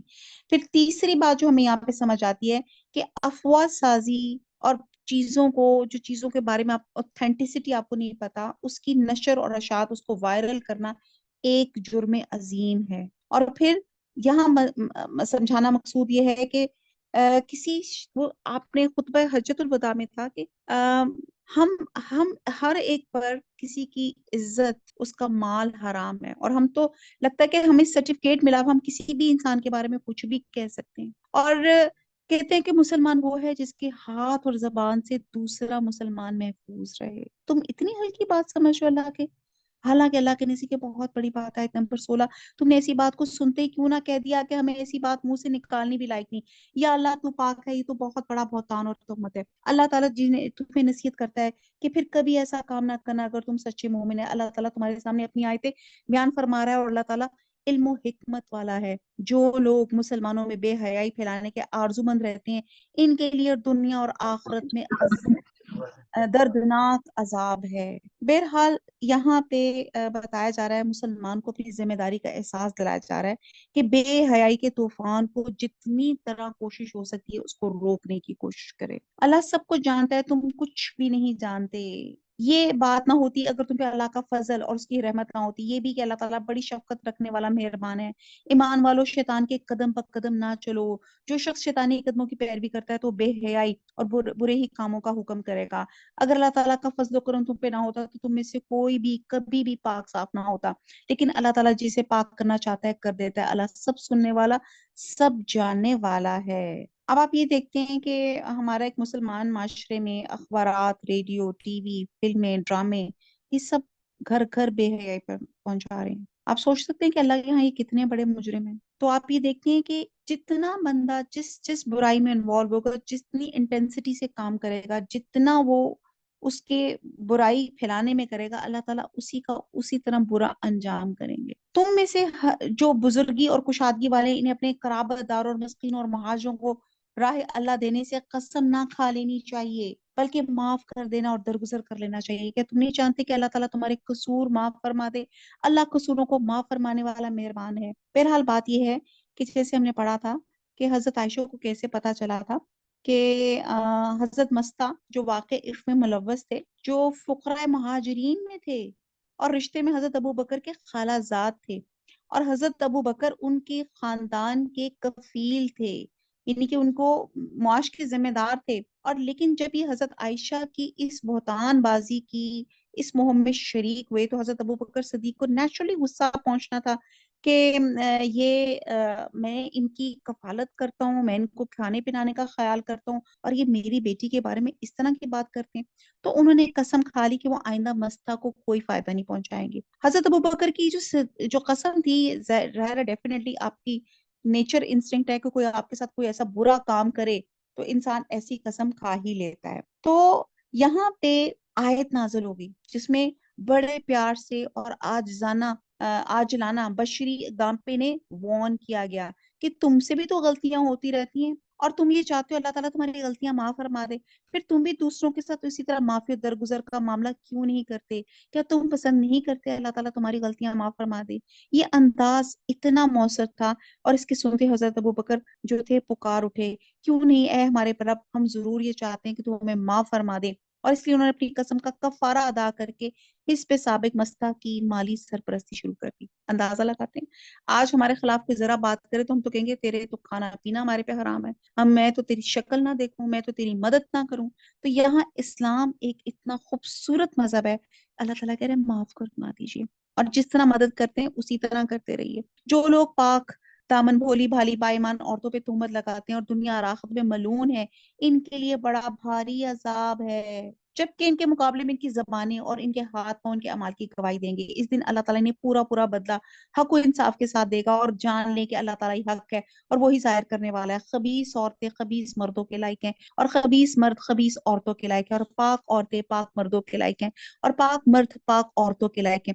ایسے پاک لوگوں کے متعلق جو کچھ بہتان کر رہے ہیں ان سے بالکل بری ہیں. ان کے لیے بخشش اور عزت والی روزی ہے. اے ایمان والو، اپنے گھروں کے سوا اور گھروں میں نہ جاؤ جب تک کہ اجازت نہ لے لو. وہاں کے رہنے والوں کو سلام کر لو، یہی تمہارے لیے سراسر بہتر ہے تاکہ تم نصیحت حاصل کرو. پچھلی جو ہم نے آیات پڑھی تھی اس میں پڑھا زنا اور قذف اور ان کی حدوں کا بیان تھا. اب اللہ تعالیٰ گھروں میں داخل ہونے کے آداب بتا رہے ہیں، اور کیوں بتا رہے ہیں. اور ایک حدیث سے معلوم ہوتا ہے کہ نبی صلی اللہ علیہ وسلم پہلے سلام کرتے اور پھر داخل ہونے کی اجازت طلب کرتے، اور اس طرح آپ کا یہ معمول تھا کہ 3 مرتبہ آپ اجازت طلب کرتے، اگر کوئی جواب نہیں آتا تو آپ واپس لوٹ آتے. اور یہ بھی آپ کی عادت مبارکہ تھی کہ اجازت طلبی کے وقت آپ دروازے کے دائیں یا بائیں جانب کھڑے ہو جاتے تھے تاکہ ایک دم سامنا نہ ہو جائے جس میں بے پردگی کا امکان رہتا ہے. اور آپ یہ دیکھتے ہیں کہ ہم جب ہم نے کبھی نوک بیل کرنی ہوتی ہے، یا اللہ تعالیٰ یہاں پہ بتا رہے ہیں کہ گھروں کے اندر کیسے جاؤ. تو ہمارے تو اعصاب ہے، ہم تو ایسے بیل کے اوپر ہاتھ رکھتے ہیں اور پھر مسلسل ٹوں بجتی رہتی ہے. کوئی پتہ نہیں ہے کہ اندر کوئی بیمار ہے، کوئی نماز پڑھنے کھڑا ہے، یا کوئی بے ہوش ہوا ہے، یا کوئی کسی بیماری میں مبتلا ہے، کوئی واش روم میں وضو کر رہا ہے، اور اس کے بعد اگر وہ کوئی کھولنے میں ذرا کچھ کمی بیشی کر دیتے ہیں تو 100 سناتے ہیں کہ مجھے وہ انٹرکام بھی لگے ہوئے نا. ہمارے تو آج کل آوازیں بھی آ رہی ہوتی، مجھے تو تمہاری آوازیں بھی آ رہی تھی پھر بھی تم لوگوں نے دروازہ نہیں کھولا. لیکن ادب کیا بتایا گیا کہ بالکل 3 دفعہ بیل کریں. اگر کوئی صحیح بیل بات کریں یا آپ نے فون کیا ہے، اگر کوئی نہیں اٹھا رہا تو کوئی مجبوری میں ہے، کوئی وجہ ہے وہ نہیں کھول رہا یا آپ کا فون نہیں اٹینڈ کر رہا. اور پھر کیا ہے بہترین طریقہ یہ ہے کہ آپ نے اس کو تانا بھی نہیں دینا. ہم تو تانے بھی دینے پہ آ جاتے ہیں نا. کیسے تانے دیتے ہیں؟ تمہارا تو فون سے فیض ہو گیا، تم تو لگتا ہے بڑی چیز اپنے آپ کو سمجھنے لگی ہو، میں تمہیں فون پہ فون کر رہی ہوں اور تمہیں اتنی توفیق نہیں، تم اپنے آپ کو سمجھتی کیوں میری فون کا جواب. اچھا فون چھوڑیں، آج کل تمہارے وہ میسجز ہو جاتے ہیں نا، میسج پہ ہم جب بلو ٹک لگ جاتا ہے تو اس میں ہوتا ہے کہ ایک بندے نے میسج سین کر لیا ہے، تو ہم تو ہماری یہاں پہ ڈیجیٹل لڑائیاں چل گئی ہیں. یار تم نے میرا میسج دیکھا، بلو ٹک بھی لگ گیا تھا اور تم نے مجھے رسپانس ہی نہیں دی. How dare you. میں تو تم سے قطع کلامی. اب تو ہماری ڈیجیٹل لڑائیاں چل رہی ہوتی ہیں. یہ تو گھروں کے بیلیں اور فون بیل سے تو چھوڑیں، ہم تو میسجز پہ ہوتے ہیں کہ اتنی دیر ہو گئی اور میں نے 3:45 پہ تمہیں میسج کیا اور تم نے مجھے 3:50 پہ میسج کیا، جواب دیا 5 منٹ لیٹ. اتنی اپنے آپ کو پراؤڈ محسوس کر رہی ہوں. تو بہرحال یا تم نے مجھے جواب ہی نہیں دیا. آپ یہ دیکھیں کہ حضور صلی اللہ علیہ وسلم ایک اور ان کا بڑا مشہور واقعہ ہے کہ اسی طرح اچھا ایک اور جو دوسرا ادب جو یہاں پہ پتا چلتا ہے کہ جب آپ دروازہ نوک کریں یا کچھ کریں تو دروازے کی سائڈ پہ کھڑے ہوں. ہمارے یہاں پہ تو اتنا ہمیں کیوروسٹی ہوتی ہے کہ what is happening in side. بہرحال اللہ تعالیٰ یہاں پہ ہمیں ادب سکھا رہے ہیں کہ آپ سائڈ پہ کھڑے ہو کے کہیں. اور پھر جب آپ فون بھی کرتے ہیں، آپ فون پہ کبھی دیکھتے ہیں کیسے بات کرتے ہیں ہم؟ ہاں جی السلام علیکم، ہاں کون؟ हाय पहचाना भी नहीं, खून सफेद हो गया। पहले तो हम 10 मिनट तो रिडल्स में निकाल देते, हाँ बिल्कुल भूल गई हो, खून खुश्क हो गया, मेरी आवाज ही भूल गई, इतने तुम्हारा प्राउड हो गई हो। तो पहले आप फोन पे के अस्सलाम वालेकुम अपना प्रॉपर इंट्रोडक्शन दें, और जो आपने बात करनी टू दी पॉइंट बात करें। समटाइम हमारी बहनें फोनों पे जो घंटों शुरू होती हैं, और जिस बात के लिए फोन किया होता है वो बंद करे, हाँ जो बात पूछनी थी वो तो याद ही नहीं रही, वो सारी बातें दुनिया की कर ली। तो बहरहाल यहाँ पे अल्लाह ताला बहुत से अदब सिखा रहे हैं इस सूरे नूर में, बहुत है, डिटेल हो जाएगी और प्लीज मेरे साथ रहिएगा। और हजूर सल्लल्लाहु अलैहि वसल्लम ने, आप सल्लल्लाहु अलैहि वसल्लम ने दरवाजे पे खड़े होकर अंदर झांकने से भी नहायत सख्ती के साथ मना फरमाया। हत्ता कि अगर किसी शख्स ने झांकने वाले की आंख फोड़ दी तो आपने फरमाया इस पर कोई गुनाह नहीं। तो और कहते हैं कि जब अंदर साहब पूछे कौन है तो उसके जवाब में मैं ना कहें। वो कहते हैं ना जी आप कौन, जी मैं, बल्कि पूरा तारुफ ले, अपना पूरा अपना इंट्रोडक्शन आप दीजिए। अब होता ये है, ये वाकया था बड़ा मशहूर। कहते हैं कि हुजूर सल्लल्लाहु अलैहि वसल्लम अपने हुजरे में थे, तो कुछ बदवी लोग थे या कुछ थे, तो वो जैसे खैमे थे, तो उसके सुराख में से आंख अंदर करके अंदर देख रहे। और हजूर सल्लल्लाहु अलैहि वसल्लम को बहुत गुस्सा है, क्योंकि अगर मैं इसकी आंख भी फोड़ दूं ना तो भी जायज है, ये इतना बड़ा क्राइम है। ये इससे आप देखें, इससे क्या पता चलता है, इससे एक तो ये पता चलता है कि हमें कितनी क्यूरोसिटी होती है एक जॉइंट फैमिली सिस्टम में रहते हुए, उस कमरे के अंदर क्या हो रहा है। अच्छा, और खास तौर पे सॉरी टू से, जब शादी किसी की हो रही होती है, आपकी किसी की दूल्हा दुल्हन अंदर गए होते हैं, तो इतनी क्यूरोसिटी मची होती है। और फिर आप लोगों ने अंदर पता नहीं क्या क्या चीजें रखी होती हैं उनको चेक करने के लिए, फिर दरवाजों के साथ मुंह कान सर लगा के बैठे होते हैं कि अगर कोई दरवाजा खोले तो ठा करके सारे नीचे गिरे। तो इतनी क्यूरोसिटी होती है कि व्हाट इज हैपनिंग इनसाइड। मियाँ बीवी की बातें सुनना, मियाँ बीवी के ताल्लुकात पे आपने देखना कि क्या है और क्या नहीं है। फिर इसी तरह कोई भी बात आपने देखना, जैसे एक हमारा ये भी होता है कि जैसे कोई शॉपिंग करके आया तो फौरन अपना बच्चा भेज देते हैं, जाओ भाग के जाओ जरा देख कर आओ चाची ने या ताई ने कौन सा बैग पकड़ा हुआ था, तो सिर्फ लेटर पढ़ाना। अच्छा सेस लिखा हुआ था, वो खुद ही सोच लेते हैं सना सवीना होगा। अच्छा के पढ़ा हुआ था, के लिखा हुआ था, अच्छा ये खाटी से शॉपिंग करके आई है। तो वो एक हमारे अंदर क्यूरोसिटी होता है कि व्हाट इज इन योर थैला, और तुम्हारे बैग में क्या है, तुम क्या लेके जा रही हो। तो ये इतनी हमारे अंदर क्यूरोसिटी है, किसी के कमरे के अंदर किसी ने क्या चीज ली। अल्लाह ताला ऐसा माशरा नहीं चाहता। अल्लाह ताला मोमिनों को तलकीन फरमा रहा है कि तुम्हारा असल दुश्मन शैतान है, इसे होशियार हो। वो तुम्हें बेहयाई की बातें सिखाता है, तुम्हें हुक्म देता है तुम बेहयाई और बेशर्मी की बातें करो और माशरे को गंदा करो। ये अल्लाह का करम है कि लोगों को नेकी और बदी की तमीज सिखा दी। हमारे कहते हैं कि अल्लाह ताला हमारे दिलों के अंदर ख्यालात जो है उनसे भी वाकिफ है, और हमारी नीयतों और अरादों को भी वो देख रहा है। और और हदीस से मालूम होता है कि आलम आखिरत में इंसान को इसी तरह रूह और जिस्म के साथ जिंदा किया जाएगा जिस तरह अब वो इस दुनिया में है।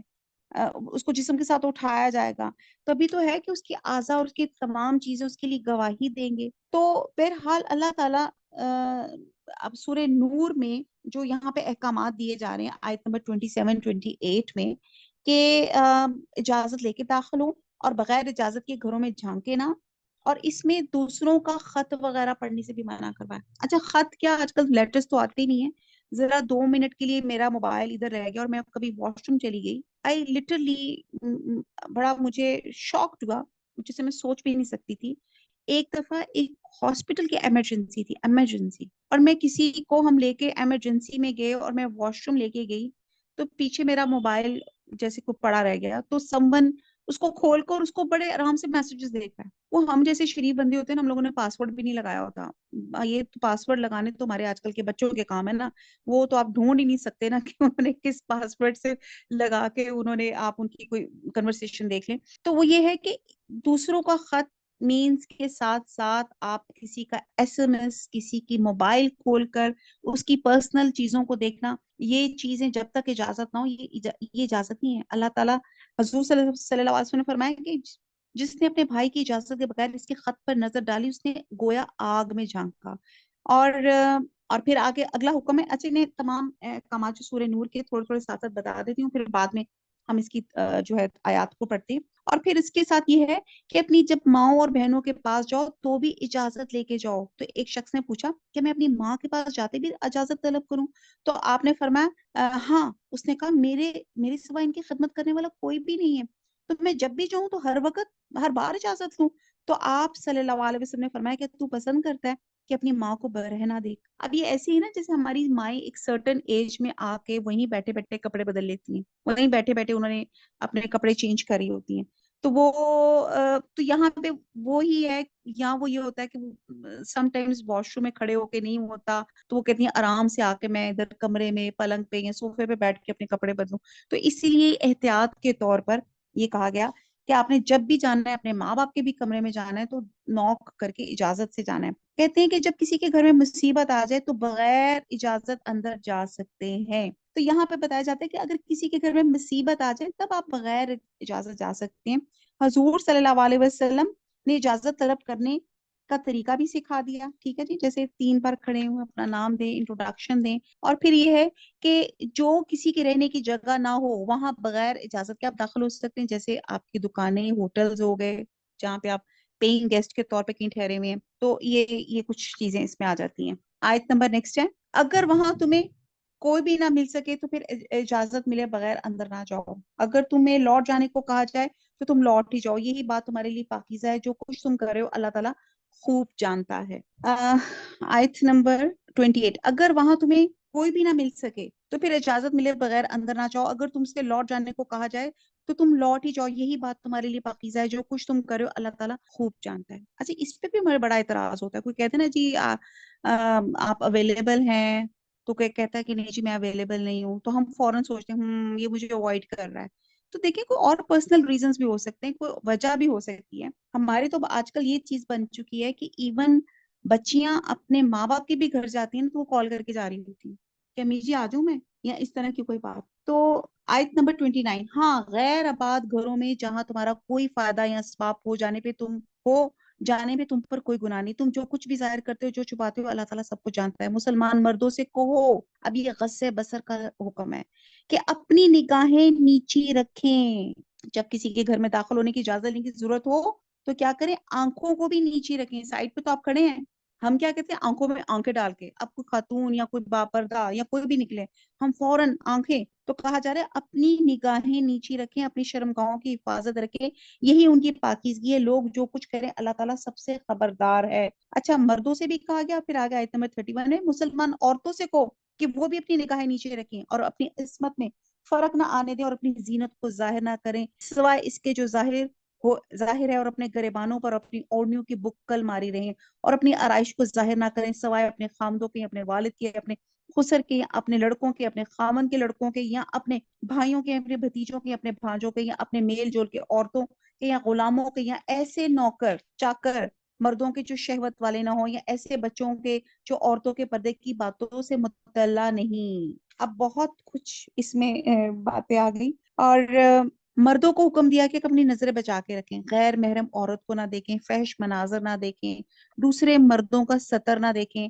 اللہ کے رسول نے دیدہ بازی حرام کر دی ہے, جس کو آپ کہتے ہیں نا بڑا تاڑو ہے, یہ تمام چیزیں نہ حرام کر دی گئی. حضرت عبداللہ بن مسعود سے روایت ہے کہ اللہ کے رسول نے فرمایا, نگاہ ابلیس کے زہریلے تیروں میں سے ایک تیر ہے. جو شخص مجھ سے ڈر کر اس کو چھوڑ دے گا, میں اس کے بدلے اس کو ایسا ایمان دوں گا جس کی حلاوت وہ اپنے دل میں پائے گا. حضور صلی اللہ علیہ وسلم نے فرمایا کہ پہلی نظر معاف ہے, دوسری نظر معاف نہیں. آپ سم ٹائم ایسے ہی ہوتا ہے, آپ کہیں گے بار بار وہی شاید مثال کوٹ کر رہی ہوں, لیکن یہی ہوتا ہے جیسے ہم لوگ ایسی چل رہے ہوتے ہیں راستوں میں, یا ایسی کسی موٹر ویز پہ یا ہائی ویز پہ جا رہے ہوتے, تو کوئی لوگ ایسے ہی بیٹھے بیٹھے کھڑے کھڑے وہیں پہ واش روم اپنا استعمال کرے, ایک نظر آپ نے دیکھ لیا, اٹس اوکے, غلطی سے پڑ گئی, اس کے بعد دوبارہ دیکھیں کہ ایکچولی بھائی کیا کر رہا ہے, کس پوزیشن میں ہے. تو بہرحال پہلی نظر معاف ہے, دوسری نظر معاف نہیں ہے. اور کہتے ہیں کہ بعض صورتوں میں غیر عورت کو دیکھنے کی اجازت ہے. اچھا, وہ کون سی ہیں؟ ایک ڈاکٹر مریض صاحب کو دیکھ سکتا ہے, قاضی عدالت میں گواہ عورت کو دیکھ سکتا ہے, جرائم کی تفتیش کے لیے عورت کو دیکھنے کی اجازت ہے, اور جس عورت کے ساتھ نکاح کا ارادہ ہو حضور صلی اللہ علیہ وسلم نے اس کو دیکھنے کی بھی اجازت دی ہے، اور بلا ضرورت جو ہے دیدہ بازی جو ہے وہ حرام ہے۔ پھر ہم دیکھتے ہیں کہ مرد کا سطر ناف سے گھٹنے تک ہے، جو سوائے بیوی کے وہ کسی کے سامنے کھولنا حرام ہے، اور حضور صلی اللہ علیہ وسلم نے مرد کو اپنی ران کسی کے سامنے کھولنے سے منع فرمایا تھا۔ تو یہ ایک وہ چیز آ رہی ہے کہ ایک ہمارا غلط ایک کنسپٹ یہ بھی ہوتا ہے کہ مرد تو سمجھتے ہیں کہ جس طرح مرضی کسی کے سامنے آ جائیں ان کو تو 100 خون معاف ہے۔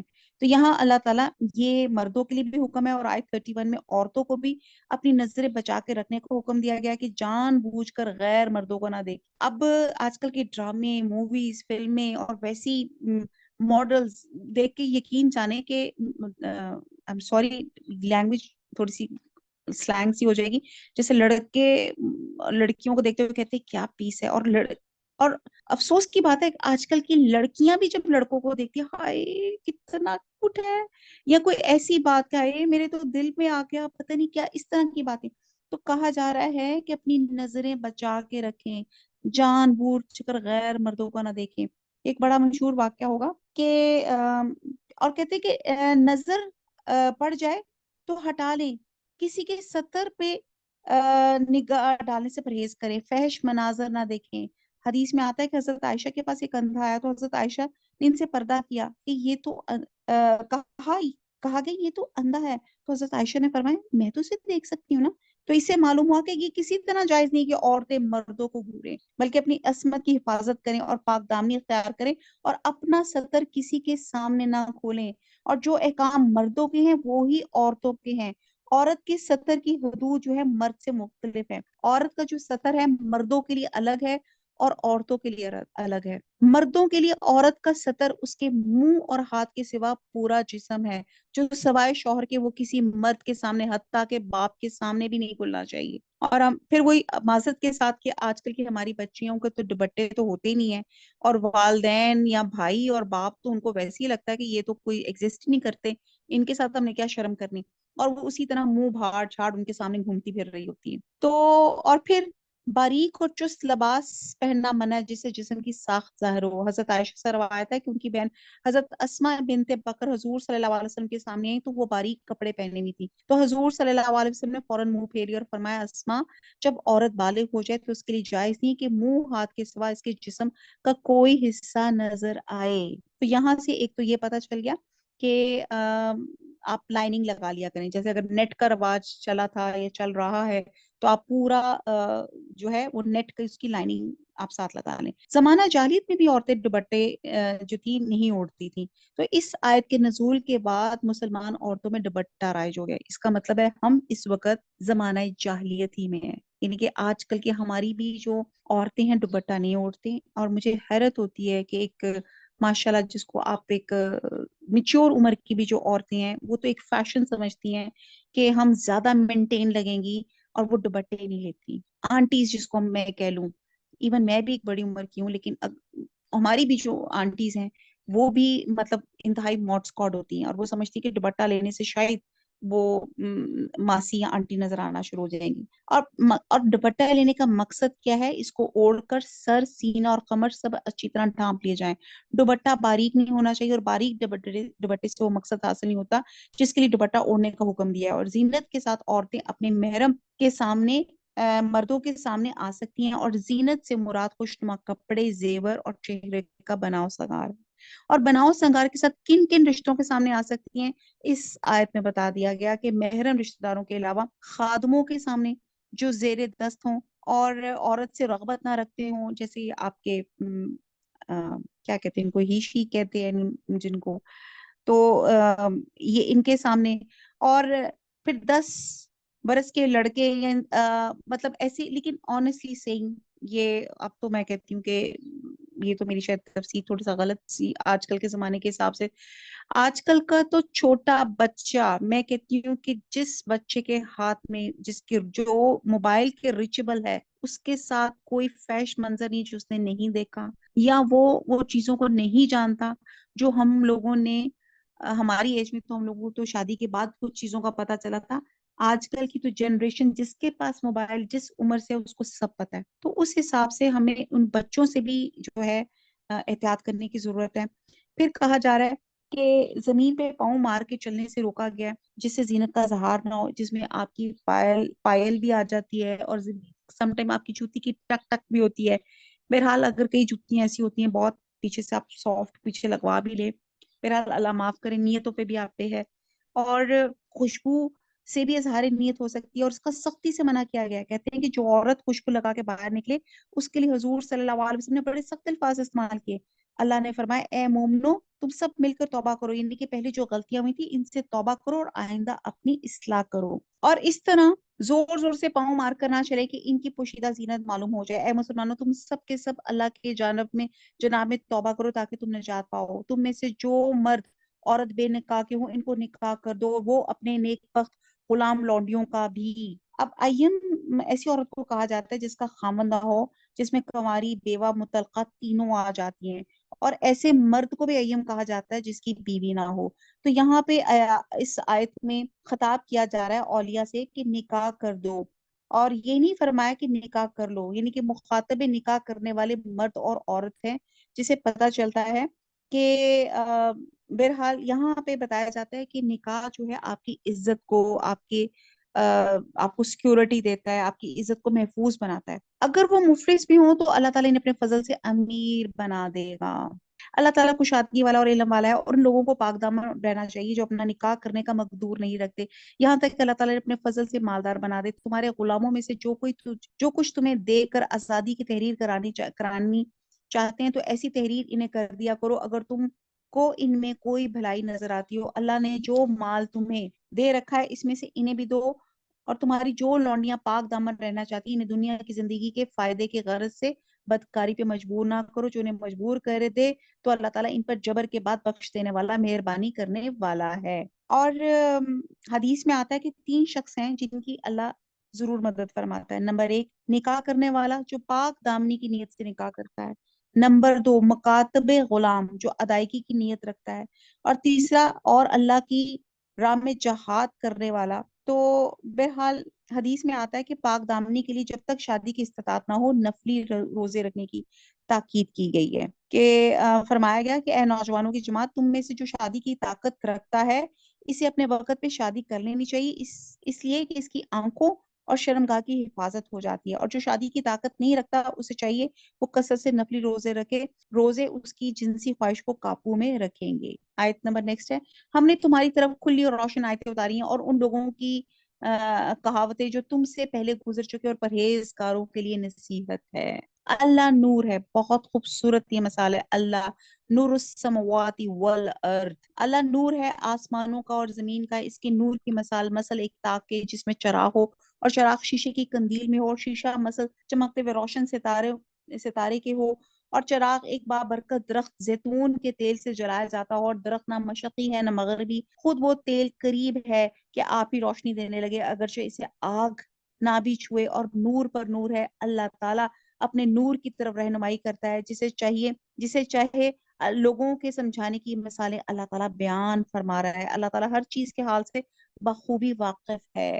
یہاں اللہ تعالیٰ نے قلب مومن کو، اور اس میں جو ایمان اور ہدایت اور علم ہے، اس کو ایسے چراغ سے تشبیہ دی ہے جو شیشے کی قندیل میں ہو، یعنی کہ جو صاف شفاف تیل سے روشن ہو۔ تو بہرحال اس کو تھوڑا سا اور ڈیٹیل سے دیکھ لیتے ہیں۔ ایک مسلمان کا ٹیسٹ جو ہے، اسے پیچھے میں پڑھا، فحش پہ مبنی نہیں ہو سکتا، یعنی کہ یہ جو بہتان بازی پہ ایک دم مجھے بات یاد آئی کہ آپ کا، یعنی کہ جس طرح آپ بات کر رہے ہیں، کسی بندے کو نریٹ کر رہے ہیں، تو یہ آپ کا ٹیسٹ بتا رہے ہیں نا کہ آپ کو فحاشی سے دلچسپی ہے، یا آپ کس طرح کی، آپ سلینڈر، اور آپ کو یہ غیبت اور یہ ان تمام چیزوں میں زیادہ دلچسپی ہے۔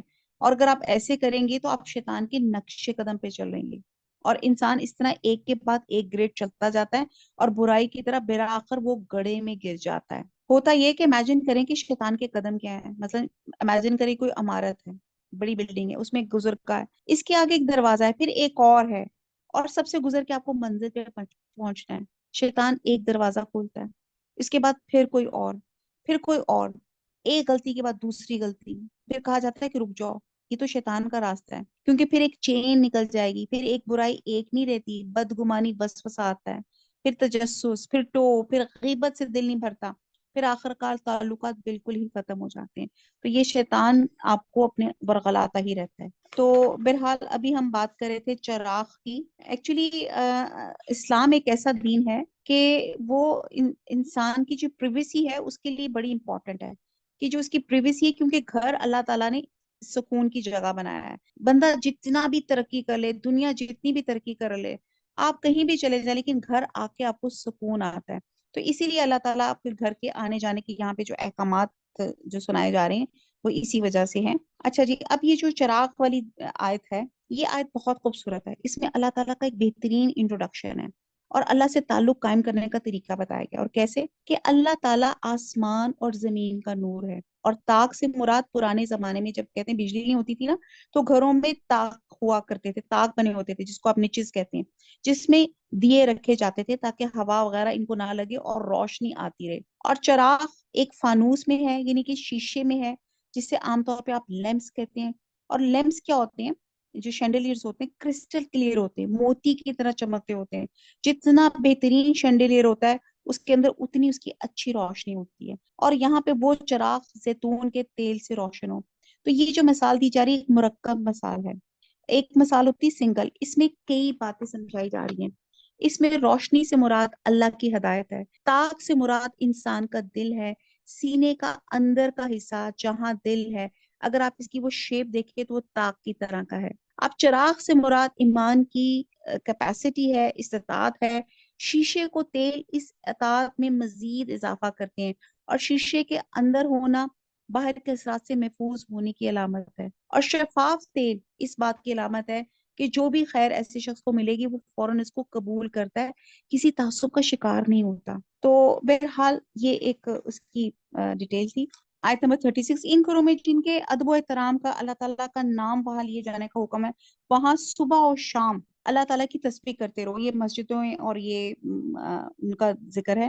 ایسے لوگ جنہوں نے تجارت اور خرید و فروخت اللہ کے ذکر سے اور نماز کے قائم کرنے اور زکوٰۃ ادا کرنے سے غافل نہیں کرتی، اس دن سے ڈرتے ہیں جس دن بہت سے دل اور بہت سی آنکھیں الٹ پلٹ ہو جائیں گی، اس ارادے سے کہ اللہ تعالیٰ انہیں ان کے اعمال کا بہترین بدلہ دے گا اپنے فضل سے اور کچھ زیادتی عطا فرمائے. اللہ تعالیٰ جسے چاہے بے شمار روزیاں دیتا ہے، اور کافروں کے اعمال مثل اس چمکتی ہوئی ریت کے ہیں جو چٹیل میدان میں ہو، جسے پیاسا شخص دور سے پانی سمجھتا ہے لیکن جب اس کے پاس پہنچتا ہے تو اسے کچھ بھی نہیں پاتا. ہاں، اللہ کو اپنے پاس پاتا ہے جو اس کا حساب پورا پورا چکا دیتا ہے. کیسی پیاری اللہ تعالیٰ مثالیں دے رہے ہیں. شراب آپ نے دیکھا ہے، جب آپ کسی روڈ پہ جا رہے ہیں تو دور سے لگتا ہے کہ روڈ پہ پانی ہے، لیکن بیسکلی جب آپ قریب جاتے ہیں تو وہ پانی نہیں ہوتا. تو یہاں اللہ تعالیٰ ایسی مثالوں سے بتا رہے ہیں کہ ان سے مراد امال ہیں، وہ امال جنہیں کافر اور مشرک نیکیاں سمجھ کے کرتے ہیں، جیسے صدقہ خیرات، صلہ رحمی، بیت اللہ کی تعمیر، حاجیوں کی خدمت. اور سراب اس چمکتی ہوئی ریت کو کہتے ہیں جو دور سے سورج کی شعاؤں کی وجہ سے پانی نظر آتی ہے، اور وہ ریت چلتے ہوئے پانی کی طرح نظر آتی ہے. اور اسی طرح یہ کافروں کا عمل کی مثال دی گئی ہے کہ جس طرح سراب دور سے پانی نظر آتا ہے حالانکہ وہ ریت ہوتی ہے، اسی طرح کافر کے عمل جو ہے عدم ایمان کی وجہ سے اللہ کے ہم بالکل بے وزن ہوں گے، ان کا کوئی صلہ نہیں ہوگا. ہاں، جب اللہ کے پاس جائیں گے تو اللہ کو گھات میں اپنا منتظر پائیں گے، جہاں ہر بندہ اپنا اپنا حساب دے گا. اللہ بہت جلد حساب دینے والا ہے. آیت نمبر 40، یا مثلا ان اندھیروں کے جو نہایت گہرے سمندر کی تہ میں ہوں، جسے اوپر تلے کی موجوں نے ڈھانپ رکھا ہو، پھر اوپر سے بادل چھا جائے. الغرض اندھیریاں ہیں جو اوپر تلے پہ در پہ ہے، جب اپنا ہاتھ نکالے تو اسے بے قریب ہے کہ نہ دیکھ سکیں. بات یہ ہے کہ جسے اللہ تعالیٰ ہی نور نہ دے اس کے پاس کوئی روشنی نہیں ہوتی. کہ آپ نے نہیں دیکھا کہ آسمان و زمین کی کل مخلوق اور پر پھیلائے اڑنے والے کل پرند اللہ کی تسبیح میں مشغول ہیں. ہر ایک کی نماز اور تسبیح سے معلوم ہے لوگ جو کچھ کریں سے اللہ تعالیٰ بخوبی واقف ہے. یعنی کہ یہ اللہ تعالیٰ نے چرند پرند سب کے اندر ایک، ہم سمجھتے ہیں کہ اللہ یا کوئی نام، یہ اللہ تعالیٰ نے ان کی ایک طریقہ بتایا ہوا ہے. ہر چیز اللہ کی تسبیح اور اللہ کا سجدہ کرتی ہے. زمین اور آسمان کی بادشاہ اللہ تعالیٰ ہی کی طرف لوٹنا ہے. کہ آپ نے نہیں دیکھا کہ اللہ تعالیٰ بادلوں کو چلاتا ہے، پھر انہیں ملاتا ہے، پھر انہیں طے بہ طے کر دیتا ہے، پھر آپ دیکھتے ہیں کہ ان کے درمیان میں سے می برساتا ہے، وہی آسمان کی جانب سے اولوں کے پہاڑ میں سے اولے برساتا ہے، پھر جنہیں چاہے ان کے پاس انہیں برسائے، جن سے چاہے ان سے انہیں ہٹا لے. بادل ہی سے نکلنے والی بجلی کی چمک ایسی ہوتی کہ گویا اب آنکھوں کی روشنی لے چلی. اب یہ دیکھیں، غور و فکر کرتے رہیں. اللہ تعالیٰ ہی دن اور رات کو رد و بدل کرتا ہے. آنکھوں والوں کے لیے تو اس میں یقیناً بڑی بڑی عبرتیں ہیں. تمام کے تمام چلنے پھرنے والے جانداروں کو اللہ تعالیٰ نے پانی سے پیدا کیا. ان میں سے تو بعض تو اپنے پیٹ کے بل چلتے ہیں، یعنی کہ یہاں پہ ان کی موومنٹ کی ڈائریکشن بتائی جا رہی ہے کہ کچھ لوگ ایسے کریپ کرتے ہیں، کوئی کرال کرتے ہیں، بعض 2 پاؤں پر چلتے ہیں، بعض 4 پاؤں پہ چلتے ہیں. اللہ تعالیٰ جو چاہتا ہے پیدا کرتا ہے. بے شک اللہ تعالیٰ ہر چیز پہ قادر ہے. بلا شک و شبہ ہم نے روشن اور واضح آیتیں اتار دی ہیں. اللہ تعالیٰ جس سے چاہے سیدھی راہ دکھا دیتا ہے. اور کہتے ہیں کہ ہم اللہ تعالیٰ اور رسول پر ایمان لائے اور فرما بردار ہوئے. پھر ان میں سے ایک فرقہ اس کے بعد بھی پھر جاتا ہے. یہ ایمان والے ہیں ہی نہیں. جب یہ اس بات کی طرف بلائے جاتے ہیں کہ اللہ اور اس کے رسول ان کے جھگڑے چکا دے، تو بھی ان کی ایک جماعت منہ موڑنے والی بن جاتی ہے. ہاں اگر انہی کو حق پہنچتا ہو تو متی اور فرما بردار ہو کر اس کی طرف چلے آتے. کیا ان کے دلوں میں بیماری ہے یا یہ شک و شبہ میں پڑے ہوئے ہیں؟ یعنی اس بات کا ڈر ہے کہ اللہ تعالیٰ اور ان کا رسول ان کی حق تلفی نہ کرے. بات یہ ہے کہ یہ لوگ خود ہی بڑے ظالم ہیں. ایمان والوں کا قول تو یہ ہے کہ جب انہیں اس لیے بلایا جاتا ہے کہ اللہ اور اس کا رسول ان میں فیصلہ کر دے، تو وہ کہتے ہیں ہم نے سنا، مان لیا. یعنی کہ کیا کہتے ہیں، سمعنا واطعنا. یہ رویہ ہونا چاہیے ہمارا. یہی لوگ کامیاب ہونے والے ہیں، یعنی کہ کامیاب فلاح پانے والے. جو 18واں پارہ شروع ہوتا ہے، کون ہے جو کہتے ہیں سمعنا واطعنا. اور سمینا کس کا؟ قرآن اور سنت سے جو سنا ہم نے اس کو مانا اور عمل میں بھی لائے. جو بھی اللہ تعالیٰ کی، اس کے رسول کی فرما برداری کرے، خوف الہی رکھیں، اس کے عذابوں سے ڈرتے رہے، وہی نجات پانے والے ہیں. بڑی پختگی کے ساتھ اللہ تعالیٰ کی قسمیں کھا کھا کے کہتے ہیں کہ آپ کا حکم ہوتے ہی نکل کھڑے ہوں گے. کہہ دیجئے بس قسمیں نہ کھاؤ، تمہاری اطاعت کی حقیقت معلوم ہے، جو کچھ تم کرو اللہ تعالیٰ سے باخبر ہے. کہہ دیجئے کہ اللہ تعالیٰ کا حکم مانو، رسول اللہ کی اطاعت کرو. پھر بھی اگر تم نے روگردانی کی تو رسول کے ذمہ تو صرف وہی ہے جو اس پہ لازم کر دیا گیا ہے. تم پر اس کی جواب دہی ہے جو تم پہ رکھا گیا ہے. ہدایت تو تمہیں اس وقت ملے گی جب رسول کی ماتحتی کرو گے. سنو، رسول کے ذمہ تو صرف صاف صاف طور پر پہنچا دینا ہے. آیت نمبر 55. تم میں سے ان لوگوں سے جو ایمان لائے ہیں اور یہ کمال کیے ہیں، اللہ تعالیٰ وعدہ فرما چکا ہے کہ انہیں ضرور ملک کا خلیفہ بنائے گا، جیسے کہ ان لوگوں کو خلیفہ بنایا تھا جو ان سے پہلے تھے. اور یقیناً ان کے لیے ان کی اس دین کو مضبوطی کے ساتھ محکم کر کے جما دے گا، جسے ان کے لیے وہ پسند فرما چکا ہے. اور ان کے لیے اس خوف و خطر کو وہ امن و امان سے بدل دے گا. وہ میری عبادت کریں گے، میرے ساتھ کسی کو بھی شریک نہ ٹھہرائیں گے. اس کے بعد بھی جو لوگ ناشکری اور کفر کرے یقیناً فاسق ہیں. نماز کی پابندی کرو، زکوٰۃ ادا کرو، اللہ تعالیٰ کے رسول کی فرما برداری میں لگے رہو تاکہ تم پر رحم کیا جائے. اور نبی صلی اللہ علیہ وسلم نے جو پیش گوئی کی تھی وہ بھی اس عہد میں پوری ہوئی تھی. مثلا آپ نے فرمایا تھا کہ حرا سے ایک عورت تنہا اکیلی چلے گی اور بیت اللہ آ کے طواف کرے گی اور اسے کوئی خوف اور خطرہ نہ ہوگا، اور کسرا کے خزانے تمہارے قدموں میں ڈھیر ہو جائیں گے. اور چنانچہ ایسا ہی ہوا. حضور صلی اللہ علیہ وسلم نے فرمایا اللہ تعالیٰ نے زمین کو میرے لیے سکیڑ دیا، بس میں نے اس کو مشرقی اور مغربی حصے دیکھے. ان قریب میری امت کا دائر اقتدار وہاں تک پہنچے گا جہاں تک میرے لیے زمین سکیڑ دی گئی تھی. یعنی کہ حکمرانی کی یہ وسعت مسلمانوں کے حصے میں آئی اور فارس، شام اور مصر، افریقہ اور دیگر دور دراز کے ممالک فتح ہوئے، اور کفر اور شرک کی جگہ اللہ سبحانہ تعالیٰ نے توحید اور سنت کی مشلیں ہر جگہ روشن کر دی. کہتے ہیں جب اس مسلمان ایمان میں کمزور اور عمل صالح میں کوتاہی کے مرتکب ہوتے ہیں تو اللہ تعالیٰ ان کی عزت کو ذلت میں، ان کے اقتدار کو غلبے اور غلامی میں، اور ان کے امن استحکام کو خوف اور دہشت میں بدل دیتے ہیں. یہ بھی نہیں لگتا یہ آج کل کا جو ہمارا اس وقت پولیٹیکل سین ہے، یہ ہمارے سین پر اللہ تعالیٰ فرما رہے ہیں، اللہ کے رسول فرما رہے ہیں وہ میری عبادت کریں گے، میرے ساتھ کسی کو بھی شریک نہ ٹھہرائیں گے. اس کے بعد بھی جو لوگ ناشکری کفر کرے یقیناً فاسق ہیں. نماز کی پابندی کرو اور زکوٰۃ ادا کرو، اللہ تعالیٰ کے رسول کی فرما برداری میں لگے رہو تاکہ تم پہ رحم کیا جائے. یہ خیال آپ کبھی نہ کرنا کہ منکر لوگ زمین میں ادھر ادھر بھاگ کر ہمیں ہرا دینے والے ہیں. ان کا اصلی ٹھکانہ تو جہنم ہے، جو یقیناً بہت ہی برا ٹھکانہ ہے. ایمان والو تم سے تمہاری ملکیت کے غلاموں کو اور انہیں بھی جو تم میں سے بلوغت کو نہ پہنچے ہوں اپنے آنے کی 3 وقتوں میں اجازت حاصل کرنی ضروری ہے. نماز فجر سے پہلے، ظہر کے وقت جبکہ تم اپنے کپڑے اتار رکھتے ہو، اور عشاء کی نماز کے بعد. یہ تینوں وقت تمہارے خلوت اور پردے کے ہیں. ان وقتوں میں ماں سوائے نہ تم پر کوئی گناہ ہے نہ ان پر، بس تم سب آپس میں ایک دوسرے کے پاس بکثرت آنے جانے والے ہو ہی. اللہ اس طرح کھول کھول کر اپنے کام تم سے بیان فرماتا ہے. اللہ تعالیٰ پورے علم اور کامل حکمت والا ہے. یعنی کہ اللہ تعالیٰ نے کلیئر کٹ باتیں بتا دی. اللہ تعالیٰ نے کہا کہ 3 اوقات ایسے ہیں کہ انسان گھر میں اپنی بیوی کے ساتھ اس کی اپنی پریویسی لائف ہوتی ہے، یا ایسے لباس میں ہوتا ہے کہ جس میں کسی اور کا دیکھنا اس کو جائز اور مناسب نہیں ہوتا. تو ان اوقات میں، ان 3 اوقات میں گھر کے خدمتگار جو ہیں وہ بغیر اجازت کے گھر میں داخل نہیں ہو سکتے. ٹھیک ہے نا؟ جیسے آپ لوگوں نے سلیپنگ سوٹ میں آپ ہیں، آپ ایک ریلیکس، ایک کمفرٹیبل ایک کپڑوں میں ہیں، اور سیدھی بات ہے جب آپ انسان گھروں میں ہوتا ہے تو آپ کا دوپٹہ بھی تھوڑا ریلیکس ہوتا ہے. تو یہاں پہ اللہ تعالیٰ نے کلیئر کٹ احکامات بتا دیے، اور پھر آگے مزید اللہ تعالیٰ فرماتا ہے کہ اور تمہارے بچے بھی جب بلوغت کو پہنچ جائیں تو جس طرح ان کے اگلے لوگ اجازت مانگتے ہیں، انہیں بھی اجازت مانگ کر آنا چاہیے. اللہ تعالیٰ تم سے اس طرح آیت بیان فرماتا ہے. اللہ تعالیٰ علم و حکمت والا ہے. اب کتنی کلیئر بات ہے. اگر میں آپ سے کہوں، آپ کے کبھی بچے نے اجازت مانگی آپ کے گھر کمرے میں آنے سے پہلے؟ نو جی نو. ہمارے تو بچے ایک دم ٹھا کر کے دروازہ کھولتے ہیں، چھاپے کی طرح ٹھا کر کے جس کو ماں کے اوپر گرتے ہیں، حق کرتے ہیں، جس طرح پیار کا جو بھی انداز ہوتا ہے. تو یہاں پہ ایک ادب اور تمیز سکھائی گئی کہ ایون آپ کے بچے بھی جو ہے اجازت لے کے ماں باپ کے کمرے میں آنی چاہیے. اور پھر اللہ تعالیٰ مزید فرماتے ہیں کہ بڑی بوڑھی عورتیں جنہیں نکاح کی امید اور خواہش کی نہ رہی ہو، اگر وہ اپنے کپڑے اتار کے رکھیں تو ان پہ کوئی گناہ نہیں، بشرطے کہ وہ اپنے بناؤ سنگار ظاہر کرنے والیاں نہ ہوں. تاہم اگر ان سے بھی احتیاط رکھے تو ان کے لیے بہت افضل ہے. اللہ تعالیٰ سنتا اور جانتا ہے. اب یہ اور کنسپٹ ان لوگوں کے لیے آ رہا ہے جو بہت بوڑھی ہو جاتی ہے. بہرحال بوڑھی تو کہیں نہ، ہم عورتیں تو یہ لیبل پسند ہی نہیں کرتی کہ ہم اولڈ ایج میں آ گئی ہیں. ایک حدیث کا مفہوم ہے کہ جو شخص اللہ اور روز آخرت میں ایمان رکھتا ہے اور کبھی کسی غیر عورت سے تنہائی میں نہ ملے جب تک کہ اس کے ساتھ اس کے عورت کا محرم نہ ہو، کیونکہ تیسرا اس وقت شیطان ہوتا ہے. آپ صلی اللہ علیہ وسلم نے اس کو کبھی جائز نہیں رکھا کہ کسی مرد کا ہاتھ کسی غیر محرم عورت کے جسم کو لگے. چنانچہ آپ صلی اللہ علیہ وسلم مردوں سے بیعت کرتے وقت ہاتھ میں ہاتھ لیتے تھے، لیکن عورتوں سے بیعت لینے کا طریقہ یہ ہوتا تھا. یہ آپ نے کبھی ایسا طریقہ اختیار نہیں کیا.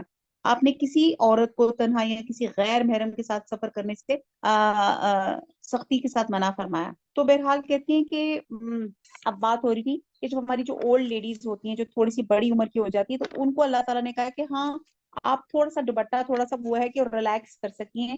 لیکن وہی بات ہے کہ آج کل کی جو اولڈ لیڈیز ہیں وہ اپنے آپ کو لیبل تو کرنا ہی نہیں چاہتی. وہ آپ دیکھیں کہ وہ بھی اسی طرح ہی کے میک اپ اور سب کچھ چیزیں کرتی ہیں. تو یہاں پہ ان لوگوں کا ہے کہ جو بناؤ سنگھار چھوڑ دیتی ہیں، تو ان کے لیے اللہ تعالیٰ نے تھوڑی سی ان کی پردے کی جو ہے ریلیکسیشن جو ہے وہ ان کو یہاں پہ تھوڑے سے اللہ تعالیٰ فرماتے ہیں. اور یہاں پہ ایسی عورت کو پردے میں جو تخفیف کی اجازت دے دی گئی ہے، اور تاہم اگر ان سے بھی احتیاط رکھے تو ان کے لیے بہت افضل ہے. اندھے پر، لنگڑے پر، بیمار پر خود تم پر متعلق کوئی حرج نہیں کہ تم اپنے گھروں سے کھا لو، یا اپنے باپوں کے گھروں سے، یا اپنی ماؤں کے گھروں سے، یا اپنے بھائیوں کے گھروں سے، یا اپنے بہنوں کے گھروں سے، اپنے چچاؤں کے گھروں سے، یا اپنی پھوپھیوں کے گھروں سے، یا اپنے ماموں کے گھروں سے، یا اپنے خالوں کے گھروں سے، یا ان گھروں سے جن کی کنجیوں کے تم مالک ہو، یا اپنے دوستوں کے گھروں سے.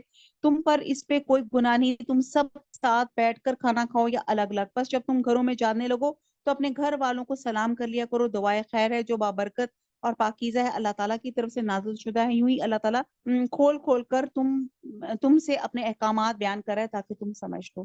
اچھا جی، اس آیت میں تو بتایا جا رہا ہے کہ جو ہینڈی کیپس ہوتے ہیں، جو معذور لوگ ہوتے ہیں، اپنے جس کو آپ گھروں کی چابیاں دے دیتے ہیں، تو یہاں پہ یہ ہے کہ معذور صحابہ اس کے باوجود مالکوں کی غیر موجودگی میں وہاں سے کھانا پینا جائز نہ سمجھتے تھے. تو اللہ سبحانہ تعالیٰ نے فرمایا کہ مذکورہ افراد کے لیے اپنے اقارب کے گھروں میں، یا جن گھروں کی چابیاں ان کے پاس ہیں، یا جن کی وہ نگہبانی کر رہے ہیں، یا جن کے وہ کیئر ٹیکر ہیں، تو ان سے کھانے پینے میں کوئی حرج نہیں ہے. یعنی کہ جب تک یہ آیت مطلب میں نے بھی نہیں پڑھی ہوئی تھی، تو عموماً میں نے کبھی امی کی طرف جانا تو جب تک امی نے کوئی چیز مجھے آفر نہیں کرنی نا، تو میں نے کہنا کہ نہیں میں فریج کھول کے یا کوئی چیز لے کے میں کچھ کھا نہیں سکتی. جب یہ آیت سمجھی تو یہ تھا کہ جہاں پہ آپ کو لگتا ہے کہ اجازت ہے آپ کی، جہاں پہ جو اللہ تعالیٰ نے لسٹ آف آپ کی یہاں پہ رشتہ داروں کا بتایا ہے کہ اگر وہاں پہ آپ کی بے تکلفی ہے اور آپ کو لگتا ہے کہ وہ لوگ مائنڈ نہیں کریں گے، تو آپ وہاں سے کچھ لے کے کھا سکتے ہیں، اگر ایون وہ لوگ گھر پہ بھی نہ ہو. لیکن یہاں پہ یہ بھی دیکھیں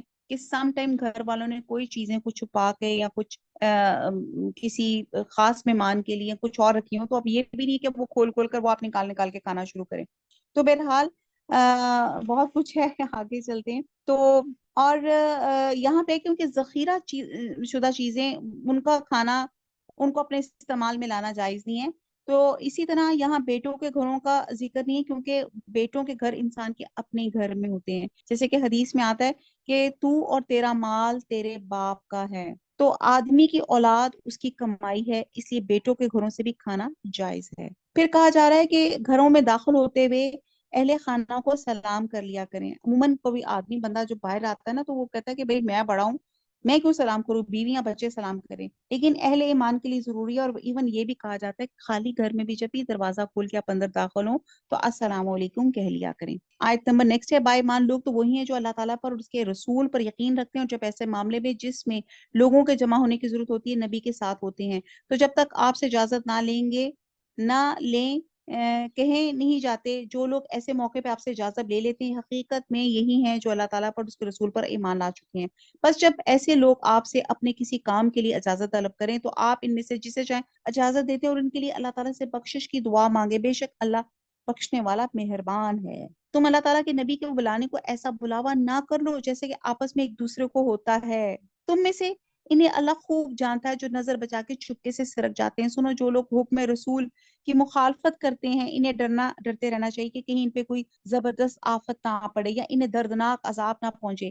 آگاہ ہو جاؤ کہ آسمان و زمین میں جو کچھ ہے سب اللہ تعالیٰ ہی کا ہے، جس روش پہ تم ہو اسے بخوبی جانتا ہے، اور جس دن یہ سب اسی کی طرف لوٹائے جائیں گے اس دن ان کو ان کے کیے ہوئے سے وہ خبردار کرے گا۔ اللہ تعالیٰ سب کچھ جاننے والا ہے۔ بہرحال سورہ فرقان آتی ہے۔ فرقان ہوتا ہے حق اور باطل میں فرق کرنے والی، عدل اور ظلم میں فرق کرنے والی، توحید اور شرک میں فرق کرنے والی۔ اور اللہ تعالیٰ نے قرآن میں سے کھول کر بیان کر دیا، اور اس لیے اس کو فرقان کہا جاتا ہے۔ اعوذ باللہ من الشیطان الرجیم، بسم اللہ الرحمن الرحیم۔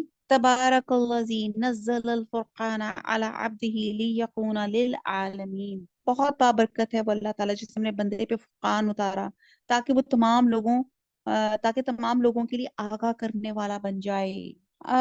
اللہ تعالیٰ بہت ہی بابرکت، بزرگ اور عظمت والا جس نے بندے پہ قرآن جیسی نعمت نازل فرمائی تاکہ تمام جہان والوں کو جو ہے نا خبردار کر دے۔ تو نبی صلی اللہ علیہ وسلم کسی ایک ملک کے نہیں بلکہ پوری دنیا کے لیے رحمت بنا کے بھیجے گئے۔ نبی صلی اللہ علیہ وسلم نے فرمایا کہ میں کالے اور گورے سب کی طرف بھیجا گیا ہوں، اور ایک اور حدیث کا مفہوم ہے کہ میں ساری خلقت کی طرف بھیجا گیا ہوں، اور ختم کر دیے گئے میری آمد پہ انبیاء، یعنی کہ ایک سٹیمپ لگ گئی ہے۔ اور یہ ایک جامع آیت ہے، اور اس پوری آیت میں جو ہے توحید کا سبق ہے کہ ہر انسان ایک دوسرے سے مختلف ہوتا ہے، اور یہاں پہ کہتے ہیں کہ یہ جو ایک آیت ہے، خیر میں تھوڑی سی پڑھتی ہوں پھر میں آپ کے ساتھ اس کا ڈسکس کرتی ہوں۔ بہت بابرکت ہے بولا جس نے اپنے بندے پہ فرقان اتارا تاکہ تمام لوگوں کے لیے آگاہ کرنے والا بن جائے۔ اس اللہ کی سلطنت ہے آسمانوں اور زمین کی، اور وہ کوئی اولاد نہیں رکھتا، نہ اس کی سلطنت میں کوئی اس کا ساجی ہے۔ ہر چیز کو اس نے پیدا کر کے ایک مناسب اندازہ ٹھہرا دیا۔ ان لوگوں نے اللہ کے سوا جنہیں اپنے معبود ٹھہرا رکھا تھا وہ کسی چیز کو پیدا نہیں کر سکتے تھے، وہ خود پیدا کیے جاتے۔ یہ تو اپنی جان کے نقصان نفع کا بھی اختیار نہیں رکھتے، نہ موت و حیات کا اور نہ دوبارہ جی اٹھنے کے وہ مالک ہیں۔ اب یہ جو آیات میں نے پڑھی اس میں اللہ تعالیٰ جو ہے اس میں بتاتے ہیں کہ اسی کی حکومت ہے پوری کائنات پہ، ٹھیک ہے جی۔ اور اس رب رحیم نے تمہیں فرقان دیا، سیدھا راستہ بتایا، اور تمہارا حال یہ ہے کہ تم نے اس مہربان رب کو چھوڑ کر ایسے معبود بنا لیے جو کچھ نہیں کر سکتے۔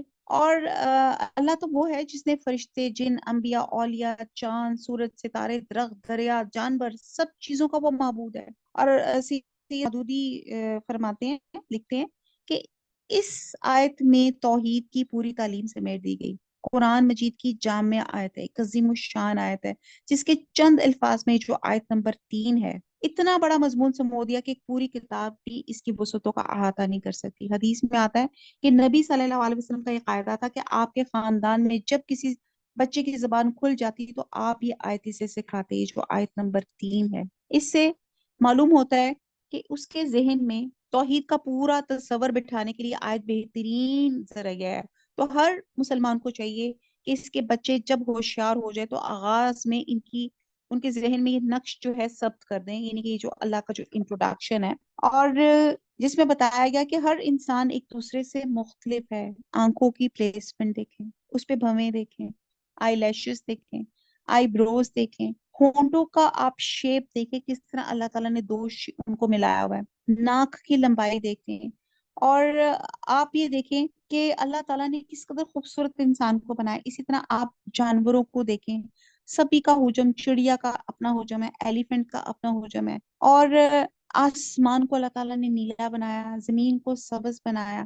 اگر کہ وائس پر ہو جاتا تو پھر کیا ہو جاتا. پھر اللہ تعالیٰ آپ دیکھیں کہ کیسے کیسے پھولوں کے رنگ ہیں، جس کثرت سے مچھلیاں پیدا ہوتی ہیں. اگر ایسی ہوں تو پانی جو ہے وہ صرف مچھلیاں ہی مچھلیاں ہو جائیں. تو آپ دیکھیں کہ بارش کا یعنی کہ ایک ایک چیز اللہ تعالیٰ نے جو یہ اوزون لیئر، یہ ہواؤں کا جو گیسز اور تمام چیزیں فضا میں جو ہیں، سب چیزیں جو اللہ تعالیٰ نے بنائی ہیں، ہر چیز کو اس نے پیدا کر کے ایک مناسب انداز ٹھہرا دیا ہے. جو جس بات پہ ہے یہاں اللہ کی چار جو صفات بیان کی گئی ہیں. پہلی صفت کہ یعنی کہ کائنات میں یعنی کہ صرف وہی ہے اور کوئی نہیں ہے.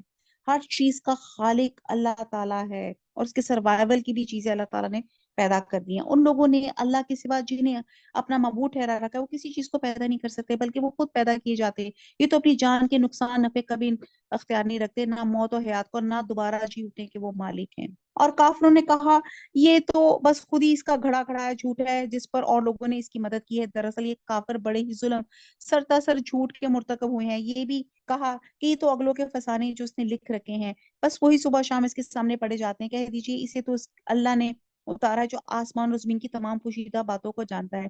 بے شک وہ بڑے ہی بخشنے والا مہربان ہے. انہوں نے کہا یہ کیسا رسول ہے کہ کھاتا پیتا ہے، کھانا کھاتا ہے، بازاروں میں چلتا پھرتا ہے، اس کے پاس کوئی فرشتہ کیوں نہیں بھیجا جاتا کہ وہ بھی اس کے ساتھ ہو کر ڈرانے والا بن جاتا ہے. یعنی وہ کہتے تھے کہ فرشتہ باڈی گارڈ بن کے ان کے ساتھ پھرے حضور صلی اللہ علیہ وسلم کے ساتھ، یا اس کے پاس کوئی خزانہ ہی ڈال دیا جاتا، یا اس کو کوئی باغ ہی ہوتا جس میں یہ کھاتا. یعنی کہ کچھ امیر بندہ ہوتا، خوشحال ہوتا.